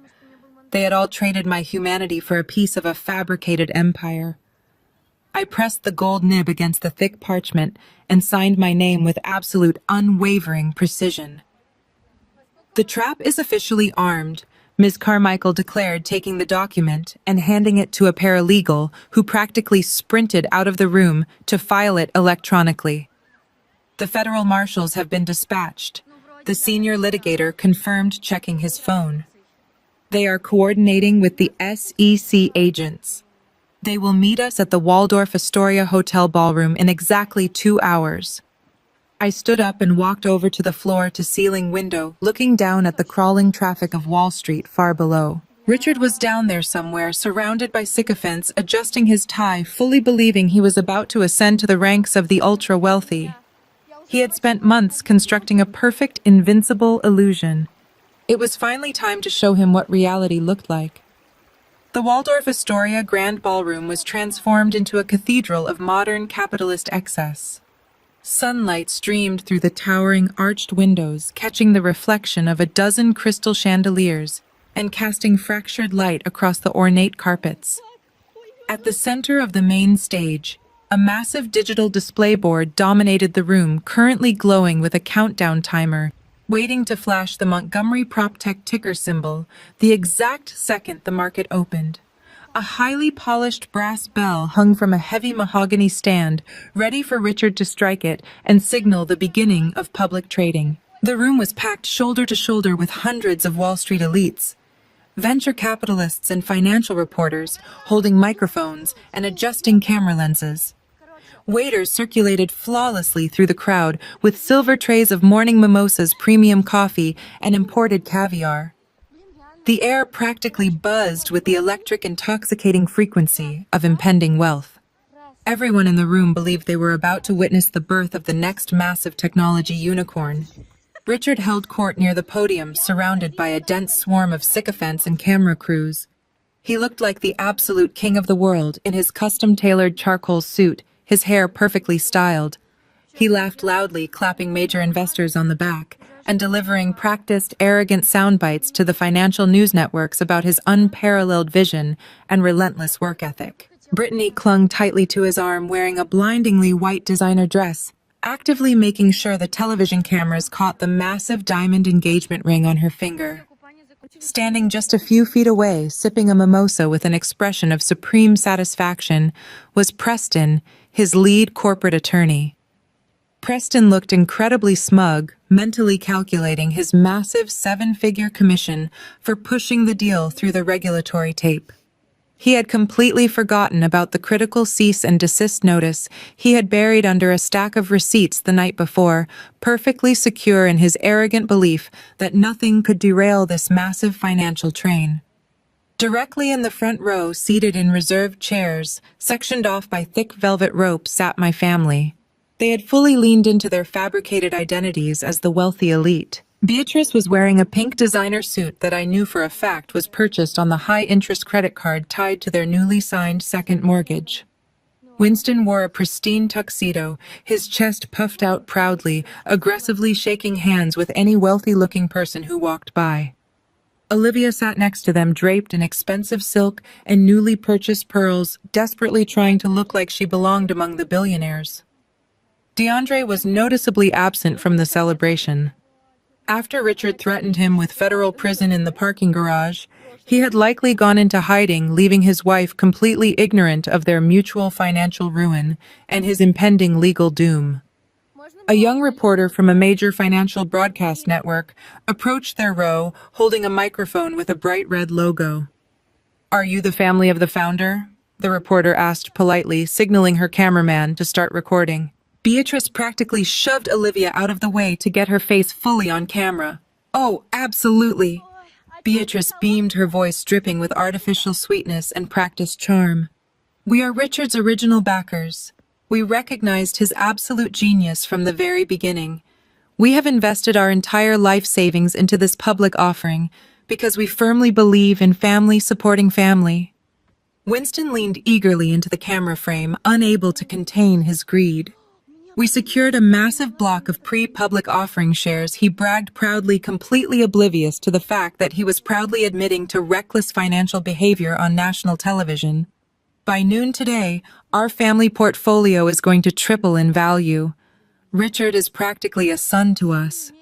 The massive digital clock suspended above the stage ticked down relentlessly. 5 minutes to the opening bell. The financial anchors on the broadcasting platforms began wrapping up their preliminary segments, turning their full, undivided attention to the podium. The low roar of the crowd shifted into a unified, breathless anticipation.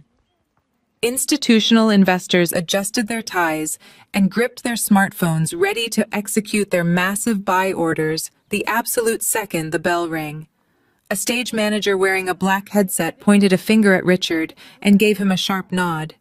It was time. Richard kissed Brittany affectionately on the cheek, straightened his lapels, and confidently walked up the carpeted steps to the center stage. The room erupted into a deafening, echoing round of applause. My parents stood up, clapping aggressively and cheering his name at the top of their lungs. Richard picked up the heavy wooden mallet, resting it carefully against his palm. He looked out over the sea of eager faces, a predatory, triumphant smile locked onto his features. He was exactly 60 seconds away from securing his stolen billionaire status, completely and utterly blind to the absolute devastation waiting just on the other side of the heavy mahogany ballroom doors. The giant digital clock suspended above the stage ticked down relentlessly. 45 seconds. The low hum of the ballroom faded into absolute breathless silence. Institutional investors stared unblinking at the stage. Financial reporters adjusted their earpieces, ready to broadcast the exact moment Montgomery PropTech became a publicly traded titan. Richard raised the heavy wooden mallet high into the air, his eyes locked onto the gleaming brass bell. He took a deep theatrical breath, soaking in the absolute adoration of the crowd.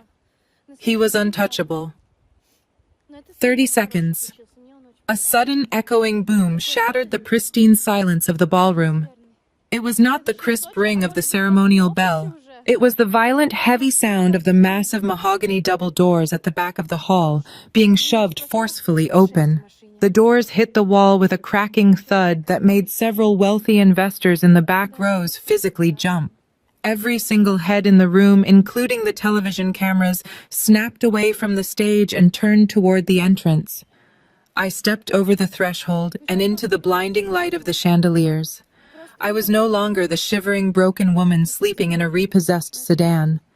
I was certainly no longer the invisible catering waitress sweeping up shattered glass. I was wearing a $10,000 midnight black Tom Ford suit, tailored with lethal precision to project absolute authority. A pair of flawless, minimalist diamond studs rested in my ears, catching the light with every step. My hair was sleek, my posture was perfect, and I radiated the terrifying quiet luxury of a woman who completely owned the room. But I did not walk in alone. Flanking my right side was Ms. Carmichael, her expression carved from stone, clutching a thick black leather briefcase. Flanking my left and fanning out directly behind me were 4 federal marshals. They wore dark tactical windbreakers, their gold federal badges prominently displayed on their belts, their hands resting casually but deliberately near their holstered weapons. The atmosphere in the ballroom instantly transformed from a celebratory gala into a crime scene. The sea of wealthy elites, venture capitalists, and hedge fund managers instinctively parted, creating a wide, clear path down the center aisle. Nobody dared to speak. The only sound in the massive hall was the sharp, rhythmic click of my designer heels striking the polished marble floor. As I walked down the center aisle, I kept my eyes locked directly on the stage. But in my peripheral vision, I saw my family seated in the front row. Their reactions were a masterpiece of absolute shock. Beatrice actually dropped her crystal champagne flute. It shattered quietly on the thick carpet, spilling premium liquor over her expensive shoes. But she did not even notice. Her jaw was completely unhinged, staring at my tailored suit and the federal agents guarding my back. Olivia looked like she had just seen a ghost. Her eyes darted frantically from my diamond earrings to the federal badges, her brain completely short-circuiting as she tried to comprehend how the sister she mocked yesterday was now commanding a private army. Winston slowly sank back into his velvet chair, his face draining of all color as a sudden horrific realization began to claw at his greedy mind. 15 seconds. The digital clock continued to flash behind Richard, but it was completely meaningless now. Richard stood frozen at the podium. The heavy wooden mallet was still suspended awkwardly in the air. For a fleeting second, his carefully constructed mask of arrogant confidence completely shattered, revealing the panicked, confused coward underneath. He blinked rapidly, staring at my transformation. His brain could not reconcile the destitute woman he had taunted on the street with the corporate titan currently marching toward his stage. But his narcissism quickly kicked in, masking his panic with a flash of intense defensive rage. He slammed the mallet down onto the wooden podium, intentionally missing the bell, and grabbed the microphone. "Security!" Richard shouted, his voice echoing sharply through the sound system, cracking slightly under the pressure. "We have an unauthorized trespasser. Remove this woman from the ballroom immediately." 3 large, broad-shouldered men in private hotel security uniforms stepped forward from the shadows of the stage, moving to intercept me. But they did not make it past the first step. The lead federal marshal simply raised his hand, pointing a single leather-gloved finger at the hotel guards. "Stand down," the marshal ordered, his voice echoing without the need for a microphone. "This is a federal operation. Interfere, and you will be arrested for obstructing justice." The private security guards instantly froze. They looked at the gold federal badges, looked back at Richard, and immediately backed away, raising their hands in surrender. They were paid to bounce rowdy drunks, not to engage the United States government. I reached the base of the stage and stopped. I stood exactly 5 feet away from the podium, looking up at Richard. The countdown clock behind him silently hit 0. The market was officially open. But the brass bell remained entirely silent. Richard was breathing heavily, his knuckles turning white, as he gripped the edges of the podium. He glared down at me, his eyes burning with a mixture of hatred and absolute terror. The entire financial world was watching live on television, waiting to see what the woman in the Tom Ford suit was about to do. Richard slammed his fist against the mahogany podium, the sound echoing sharply through the dead silent ballroom. He pointed a shaking finger directly at my face, his carefully crafted CEO persona completely disintegrating under the blinding lights of the television cameras. I do not care who these people claim to be. Richard screamed, spit flying from his lips as he glared at the retreating hotel security guards. I rented this venue. This is a private corporate event. Throw her out into the street right now, or I will personally ensure none of you ever work in this city again. The lead federal marshal did not even blink. He placed his hand casually on his utility belt and ascended the short flight of stairs to the main stage. His heavy boots thumped against the carpeted wood, a sound that seemed to suck the remaining oxygen out of the massive room. He stepped directly into Richard's personal space, towering over him. Mr. Montgomery, the marshal said, his voice a low, gravelly baritone that cut perfectly through the microphone feedback. You are currently interfering with a federal mandate. If you raise your voice at my agents again, I will place you in handcuffs in front of millions of viewers. Step away from the bell. Richard physically recoiled, his arrogance instantly replaced by raw, primal fear. He stumbled backward, nearly tripping over the edge of the stage, leaving the ceremonial bell untouched. Ms. Carmichael calmly walked up the steps, right behind the marshal. She unclasped her black leather briefcase and pulled out a thick stack of legal documents stamped with the bold red seal of the United States District Court. She did not hand them to Richard. Instead, she slammed the heavy stack directly onto the center of the wooden podium, right on top of his prepared speech notes. Richard Montgomery, Ms. Carmichael announced, turning slightly so the news cameras had a clear view of her face. You have been officially served with a federal emergency injunction. By order of the United States District Court and the Securities and Exchange Commission, this initial public offering is halted effective immediately. Down in the VIP section, my father Winston leaped out of his velvet chair.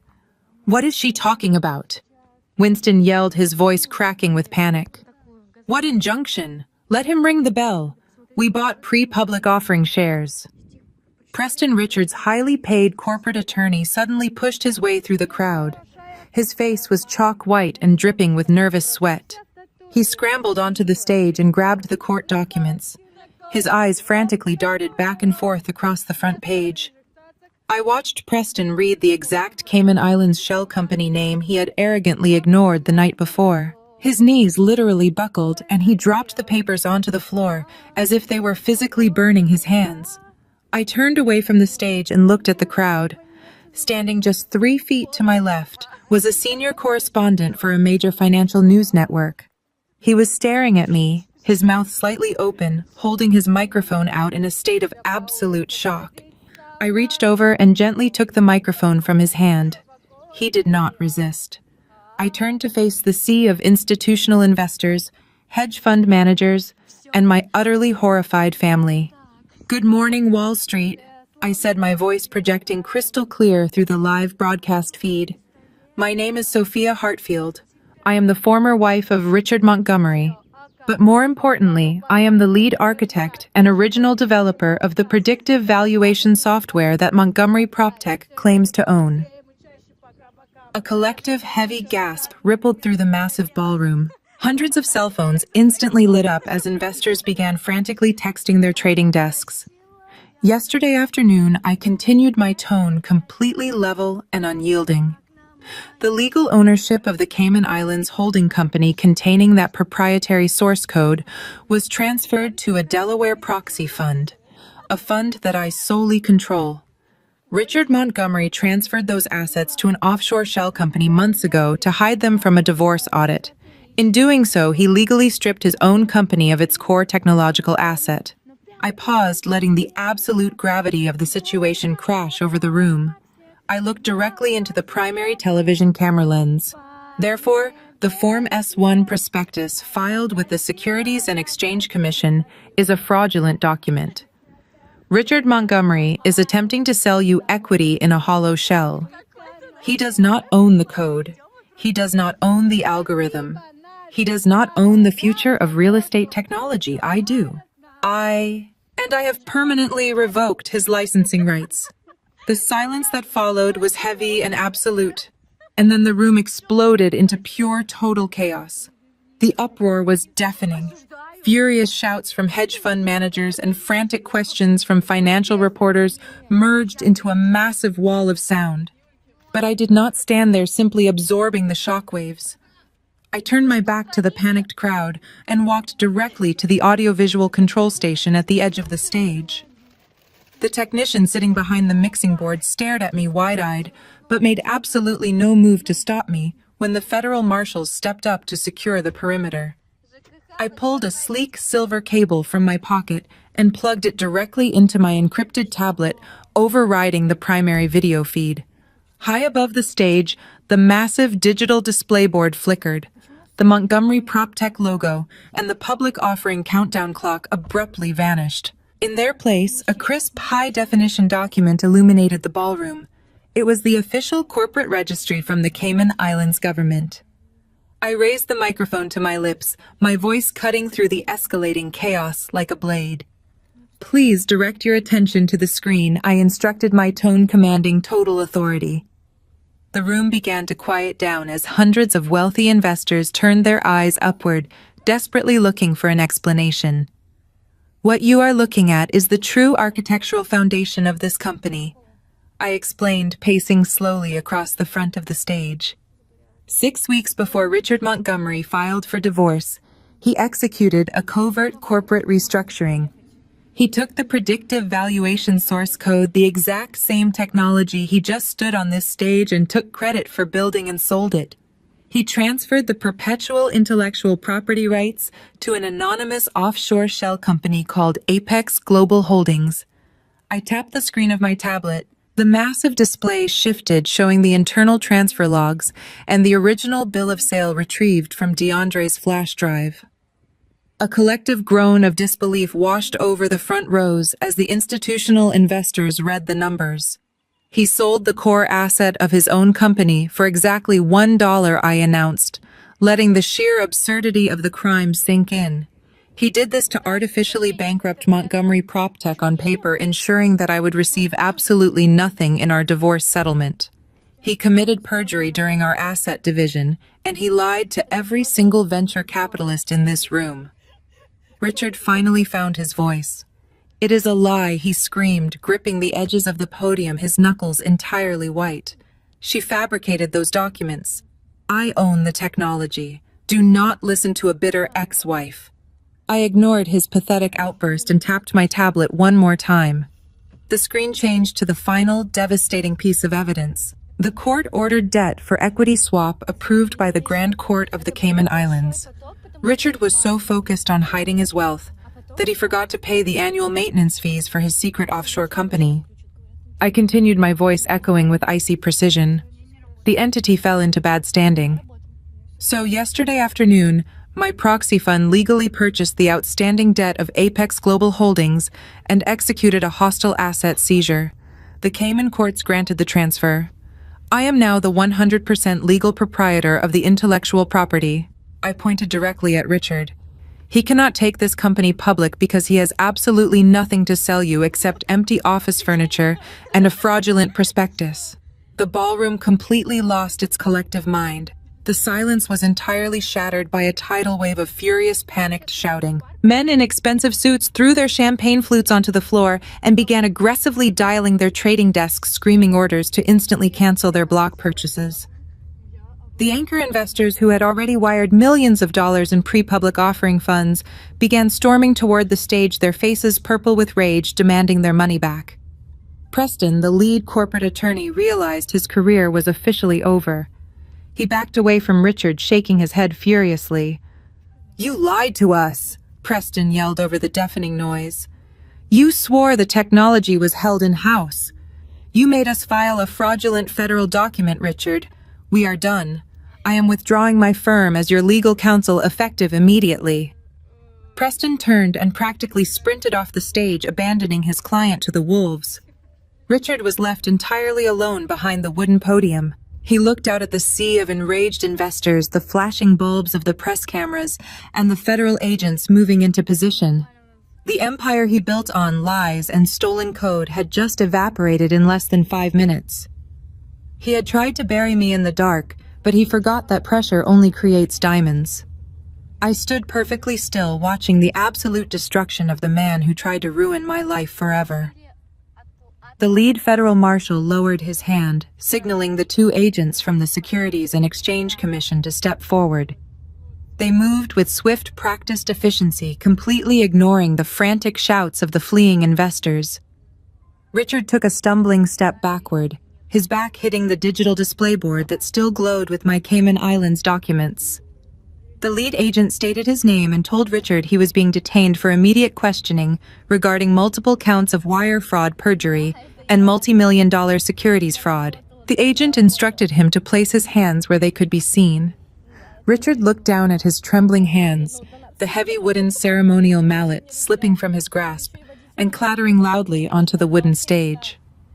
The sound of the mallet hitting the floor seemed to break the final spell, holding the room together. The Wall Street bankers and institutional investors did not just leave. They evacuated as if the building were actively burning. Men in bespoke suits shoved past each other, desperately shouting into their phones to kill any pending trades associated with Montgomery PropTech. The financial reporters at the back of the room were practically screaming into their microphones, broadcasting the absolute collapse of the decade live to millions of viewers. The grand ballroom, which just moments ago was a cathedral of wealth and arrogance, was rapidly emptying, leaving behind knocked-over chairs and spilled premium champagne. The initial public offering was officially canceled dead before the bell ever rang. Richard struggled weakly as the agents firmly gripped his arms. He pleaded with them, his voice cracking completely devoid of his usual commanding baritone. He claimed it was a massive misunderstanding and insisted he had the capital to restructure. He begged them to stop telling them he was a visionary. The federal agents did not respond to his pathetic begging. They simply turned him around and began reading him his rights, their flat professional tones contrasting sharply with his escalating panic. He looked out at the rapidly emptying room, his eyes wide and terrified, searching for anyone who could save him. His gaze finally landed on his lead corporate attorney, but Preston was already sprinting through the double doors without looking back, abandoning his client to save his own career. Then Richard looked down at the front row. Brittany was standing perfectly still amidst the chaos. The color had completely drained from her deeply tanned face. She looked at the federal agents holding Richard, then up at the massive screen displaying my absolute ownership of the company. The illusion of her perfect billionaire lifestyle was shattering right in front of her eyes. She slowly realized she was not marrying a tech genius. She was marrying a broke felon who was about to spend the next decade in a federal penitentiary. Richard tried to step toward her, dragging the agent slightly. He begged Brittany to listen to him, his voice dripping with desperation. He pleaded with her to call her wealthy father and ask his venture capital firm to wire emergency bail money. He promised he could fix the situation if her father would just bridge the financial gap until he could sue me. Brittany stared at him, her chest heaving as she finally comprehended the sheer magnitude of his lies. She told him he lied to her, and he lied to her father. She stated coldly that he did not own everything and he did not have $1 billion. She realized aloud that he did not even have a real company. Tears of profound humiliation welled up in her eyes, ruining her expensive makeup. She looked down at the massive, flawless diamond engagement ring on her left hand. It was the ring paid for by the company I built, the ring Richard used to parade her around as a trophy. With a sudden, vicious motion, Brittany grabbed the diamond and yanked it off her finger. She called him pathetic, her voice thick with absolute disgust. She threw the heavy ring directly at his chest. It struck his tailored suit lapel and bounced off, tumbling onto the stage and coming to rest right near my designer shoes.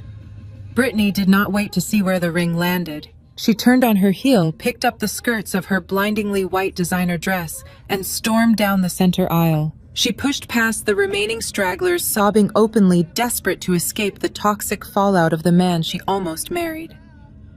Richard watched her go, his mouth hanging open in silent agony. The trophy wife, the billionaire status, the respect of the financial elite, it was all entirely gone. The federal agents gently but firmly pushed Richard forward, guiding him down the steps of the stage, leaving him with absolutely nothing. As Richard was aggressively escorted through the heavy mahogany doors, the blinding flashes of the press cameras followed him out, leaving the grand ballroom feeling like a hollow, devastated cavern. The federal marshals began packing up their briefcases, and the few remaining institutional investors scrambled toward the exits, furiously shouting into their phones to mitigate their losses. I stood perfectly still on the carpeted floor, my tablet securely in my hand, watching the dust settle on my absolute victory. But my work was not entirely finished. I turned my attention to the front row of the VIP section. Winston, Beatrice, and Olivia had not moved a single inch. They were completely paralyzed, pinned to their velvet chairs by the crushing, suffocating weight of their own greed. The massive digital screen above the stage still clearly displayed my legal ownership of the company. It was the undeniable proof that the pre-public offering shares they had purchased were entirely worthless. They had traded their financial security for pieces of a phantom empire. Winston was the first to break the frozen silence. He let out a low, guttural gasp, his hands clutching his chest as if he were having a physical heart attack. The second mortgage on his pristine colonial home, his entirely liquidated retirement portfolio. The massive early withdrawal penalties he had eagerly paid, it was all completely gone. He was a man in his late 60s, facing absolute irreversible bankruptcy. Beatrice sat next to him, her mouth opening and closing soundlessly like a fish out of water. The expensive pink designer suit she wore suddenly looked ridiculous, a glaring symbol of the massive credit card debt she could never repay. Olivia was hyperventilating, her hands gripping her newly purchased pearl necklace so tightly the strand looked ready to snap. She had forged DeAndre's signature and drained their joint savings, completely destroying whatever fragile financial foundation her marriage had left. Suddenly, the paralysis broke, replaced by sheer primal panic. Beatrice let out a piercing sob and scrambled out of her chair. Winston and Olivia followed immediately. They stumbled over the velvet ropes and rushed across the empty floor toward me. The federal marshals instantly stepped forward, forming a protective barrier between me and my frantic family. I raised my hand slightly, signaling the agents to stand down and let them approach. "Sophia." Beatrice wailed, her carefully applied makeup running down her face in dark, ugly streaks. "Sophia, please, you have to help us." We did not know. We had absolutely no idea he was lying. Winston pushed past his wife, his face flushed and glistening with cold sweat. "You own the technology, Sophia. You are a multi-millionaire now. You can refund our investment. You can pay off the second mortgage before the bank forecloses. We are your family. We are your blood." Olivia dropped to her knees right in front of my designer shoes, the exact same shoes she had mercilessly mocked at the restaurant. "I am so sorry, Sophia." Olivia sobbed uncontrollably, her hands reaching out to grab the hem of my trousers. "I was horrible to you. I was just jealous. Please, I spent everything. I have absolutely nothing left to my name." I looked down at the three of them, feeling absolutely nothing.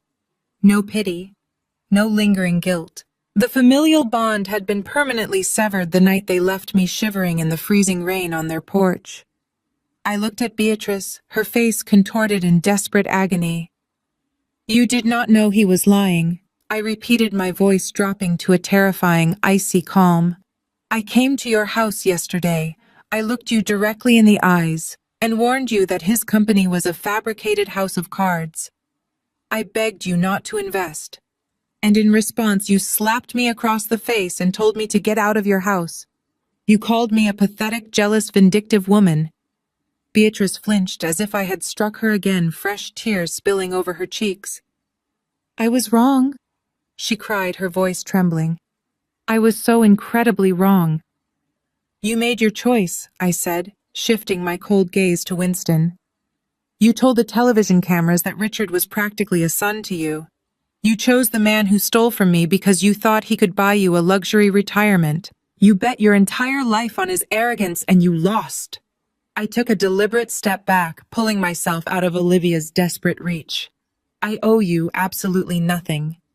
If you want your money back, I suggest you hire a very good lawyer and get in line behind the federal government to sue Richard. But considering he is completely bankrupt and heading to federal prison, I would start looking for a very small apartment to rent. I turned my back on them.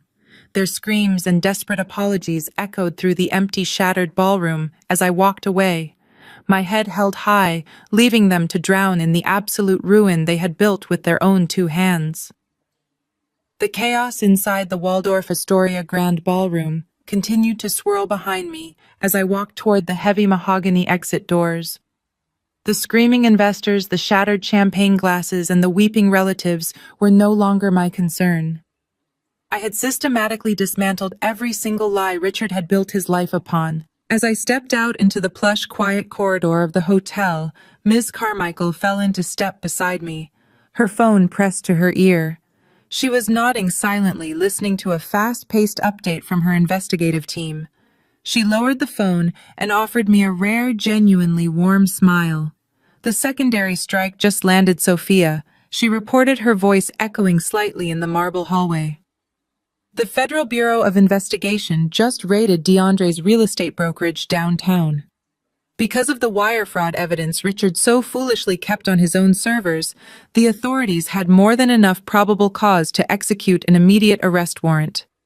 DeAndre was handcuffed in front of his entire staff and escorted out of his building. He is currently being transported to a federal holding facility. He will be facing decades for real estate tampering and corporate embezzlement. I nodded, feeling a profound sense of closure. DeAndre thought he could play both sides. He thought he could profit from my destruction and extort Richard at the same time. Now his fake designer watches and leased sports cars would be auctioned off by the government, and Olivia would be left to navigate her massive debts completely alone. The house of cards had not just collapsed, it had burned to the ground. We reached the main lobby of the hotel. A crowd of curious onlookers and hotel guests had gathered near the glass revolving doors, held back by a line of federal marshals. Flashing red and blue lights painted the walls of the lobby, cutting through the morning shadows. I stopped near a massive marble pillar and watched as the SEC agents escorted Richard toward the exit.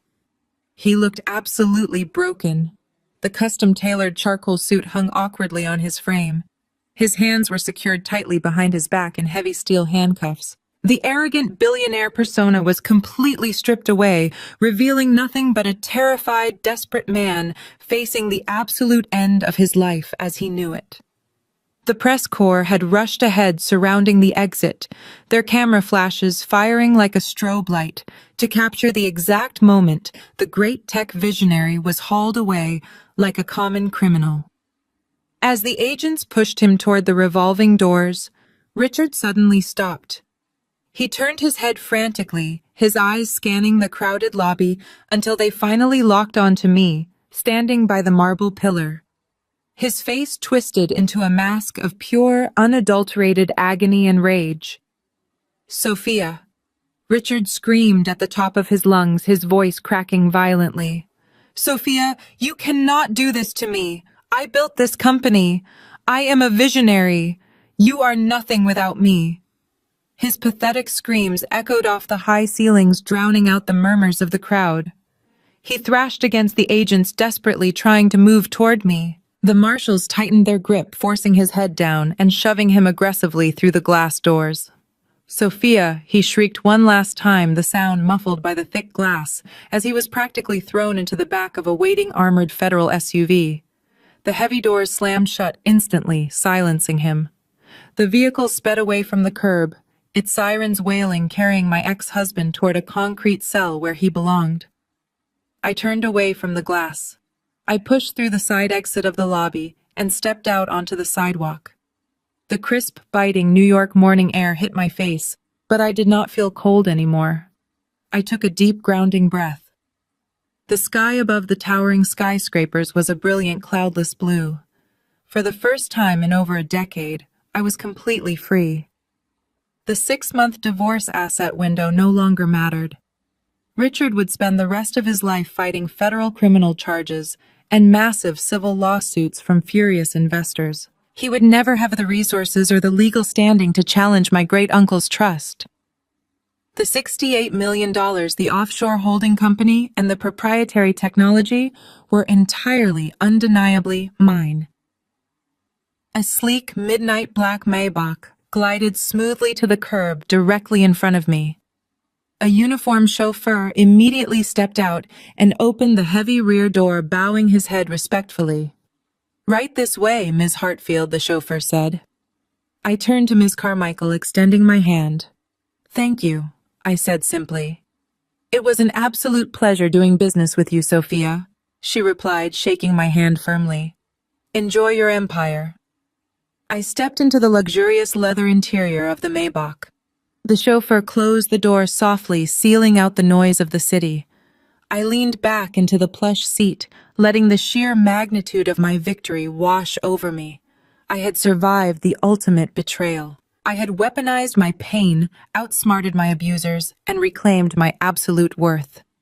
The car pulled away from the curb, accelerating smoothly into the flowing traffic. I watched the city fly by my tinted window, a billionaire entirely self-made through fire and resilience, ready to conquer whatever came next. Before we end this story, I want to ask you a question. Have you ever turned a devastating betrayal into your greatest success? Let me know your story in the comments below. Please hit the like button and subscribe if you believe that the best revenge is massive, undeniable success. Thank you for listening, and remember, they can take your money, but they can never take your brilliant mind. The tale of Sophia Hartfield is a masterclass in the power of strategic patience and emotional control. When we are profoundly betrayed by the people we trust most, whether it is a spouse who steals our life's work or family members who abandon us at our lowest, the natural human instinct is to lash out. We desperately want to scream, defend our dignity, and prove our worth in the heat of the moment. Sophia faced excruciating humiliation. Her car was repossessed. She was mocked while scrubbing floors, and she was even physically struck by her own mother. Yet she never let her emotions dictate her actions. The most valuable lesson here is that true justice is driven by logic, not ego. By adopting an auditor's mind, Sophia weaponized her silence. She understood that arrogant, greedy people will almost always orchestrate their own downfall if you give them enough rope. Richard's destruction was not merely the result of Sophia's hidden $68 million. It was the direct consequence of his own hubristic negligence and fraudulent choices. Her family's financial ruin was entirely self-inflicted by their blind greed. Sophia did not need to yell to win. She simply acquired the legal leverage, removed their safety nets, and let gravity do the rest. This story reminds us that true power does not belong to the loudest person in the room. It belongs to the person who has the profound discipline to hold their strongest cards until the absolute perfect moment to play them. We cannot control the cruelty of others when we hit rock bottom, but we have total control over how we quietly and methodically rebuild our reality. If you have ever had to harness your inner strength to rise above a devastating betrayal, please share your story of resilience in the comments below.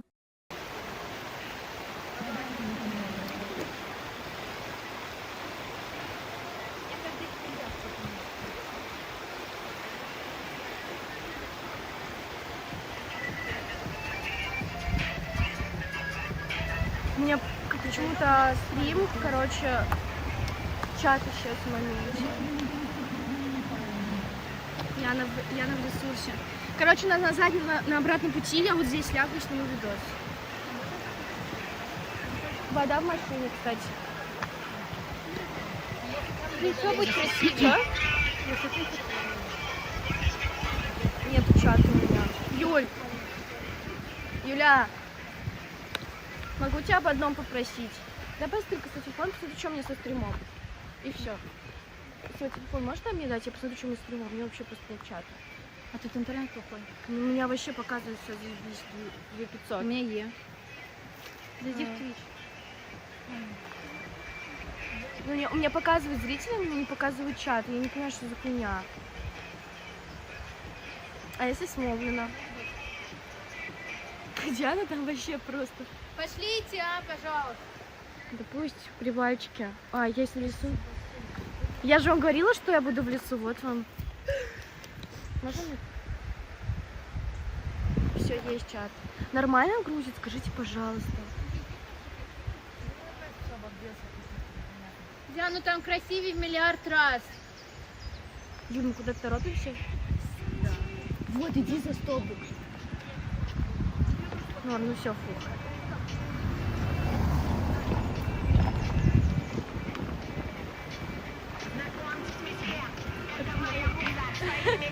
Глазами жали, как медуза. Я знаю, что на свете ни одна гламурная коза не будет меня так любить, как любит она. Музыка, конечно. Тряска, потому что у меня руки почему трясутся. Я не знаю. Ну вот так норм. По-другому буду держать штатив. Буду стараться делать так, чтобы не трястись. Ну, они, как всегда, вперед. Я буду с этими малышками, у них весело.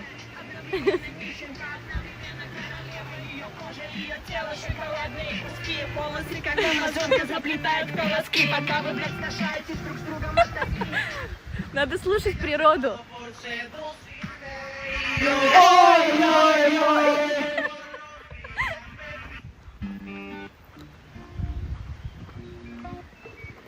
Мне почему трясутся руки, я вам серьезно говорю. Тут нет стабилизации, зависит от моих рук. Ты кошмаришь, что ли? Тут все живность или что?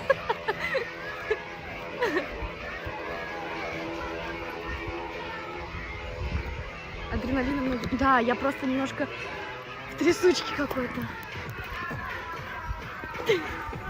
У них был свой вайб. Скажите, у вас в коле что-то было подлито?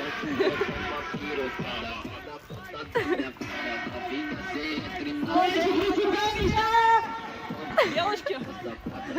Белочка сейчас у нас проснется. Они уже под шофе, вот у меня такое же ощущение. Из чего они напили? Да, они трезвые, они такие заряженные просто. Начинает садиться.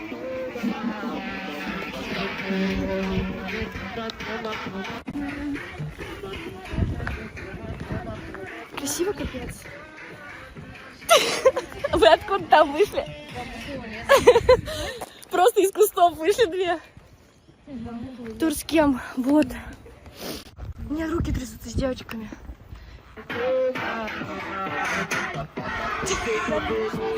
Они не хотят слушать звук природы. Я очень хочу послушать. Да у них сейчас начать, не переживай. Всем еще раз привет. Больше всего я бы хотела послушать свой звук природы. Хочется в туалет.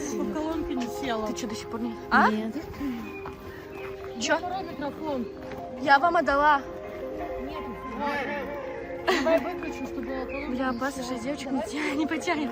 Не, с Апасовым мы договорились вместе, ну типа, чтобы он меня поучил водить.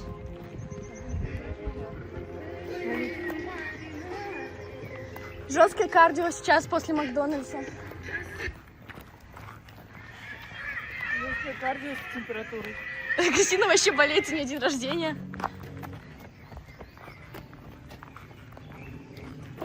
Блин, жарковато, слушайте, надо было кожанку скинуть.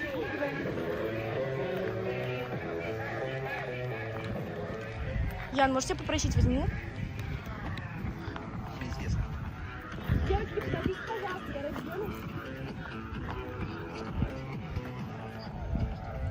Подождите, пожалуйста. Отвлекающий маневр. Хорошо. Привет.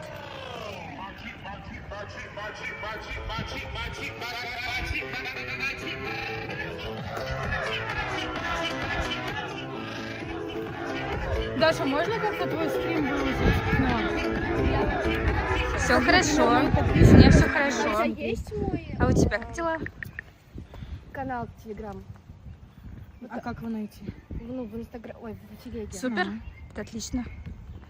Супер.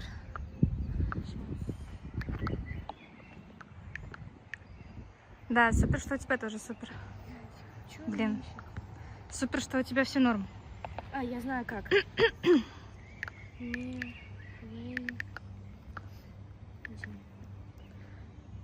Вон же было. Да, сейчас.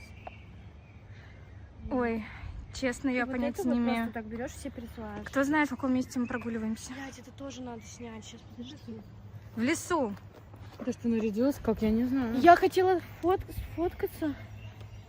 Опа. Ну все.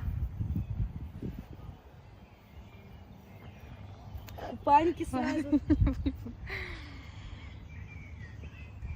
Ох, бля, да. Пойдемте, я вам что-нибудь покажу. Камень хотя бы вам покажу. Блин, ну на самом деле очень красиво. Я вот, например, в Сочи первый раз. И вчера я первый раз летала на самолете.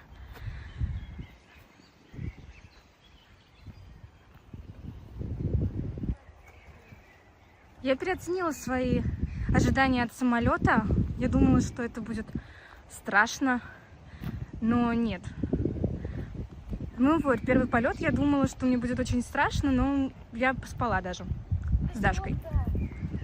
Гладила Дашку, спала, пускала слюни. Но Сочи, конечно, да. Хотелось плакать после полета, как я увидела всю эту красоту.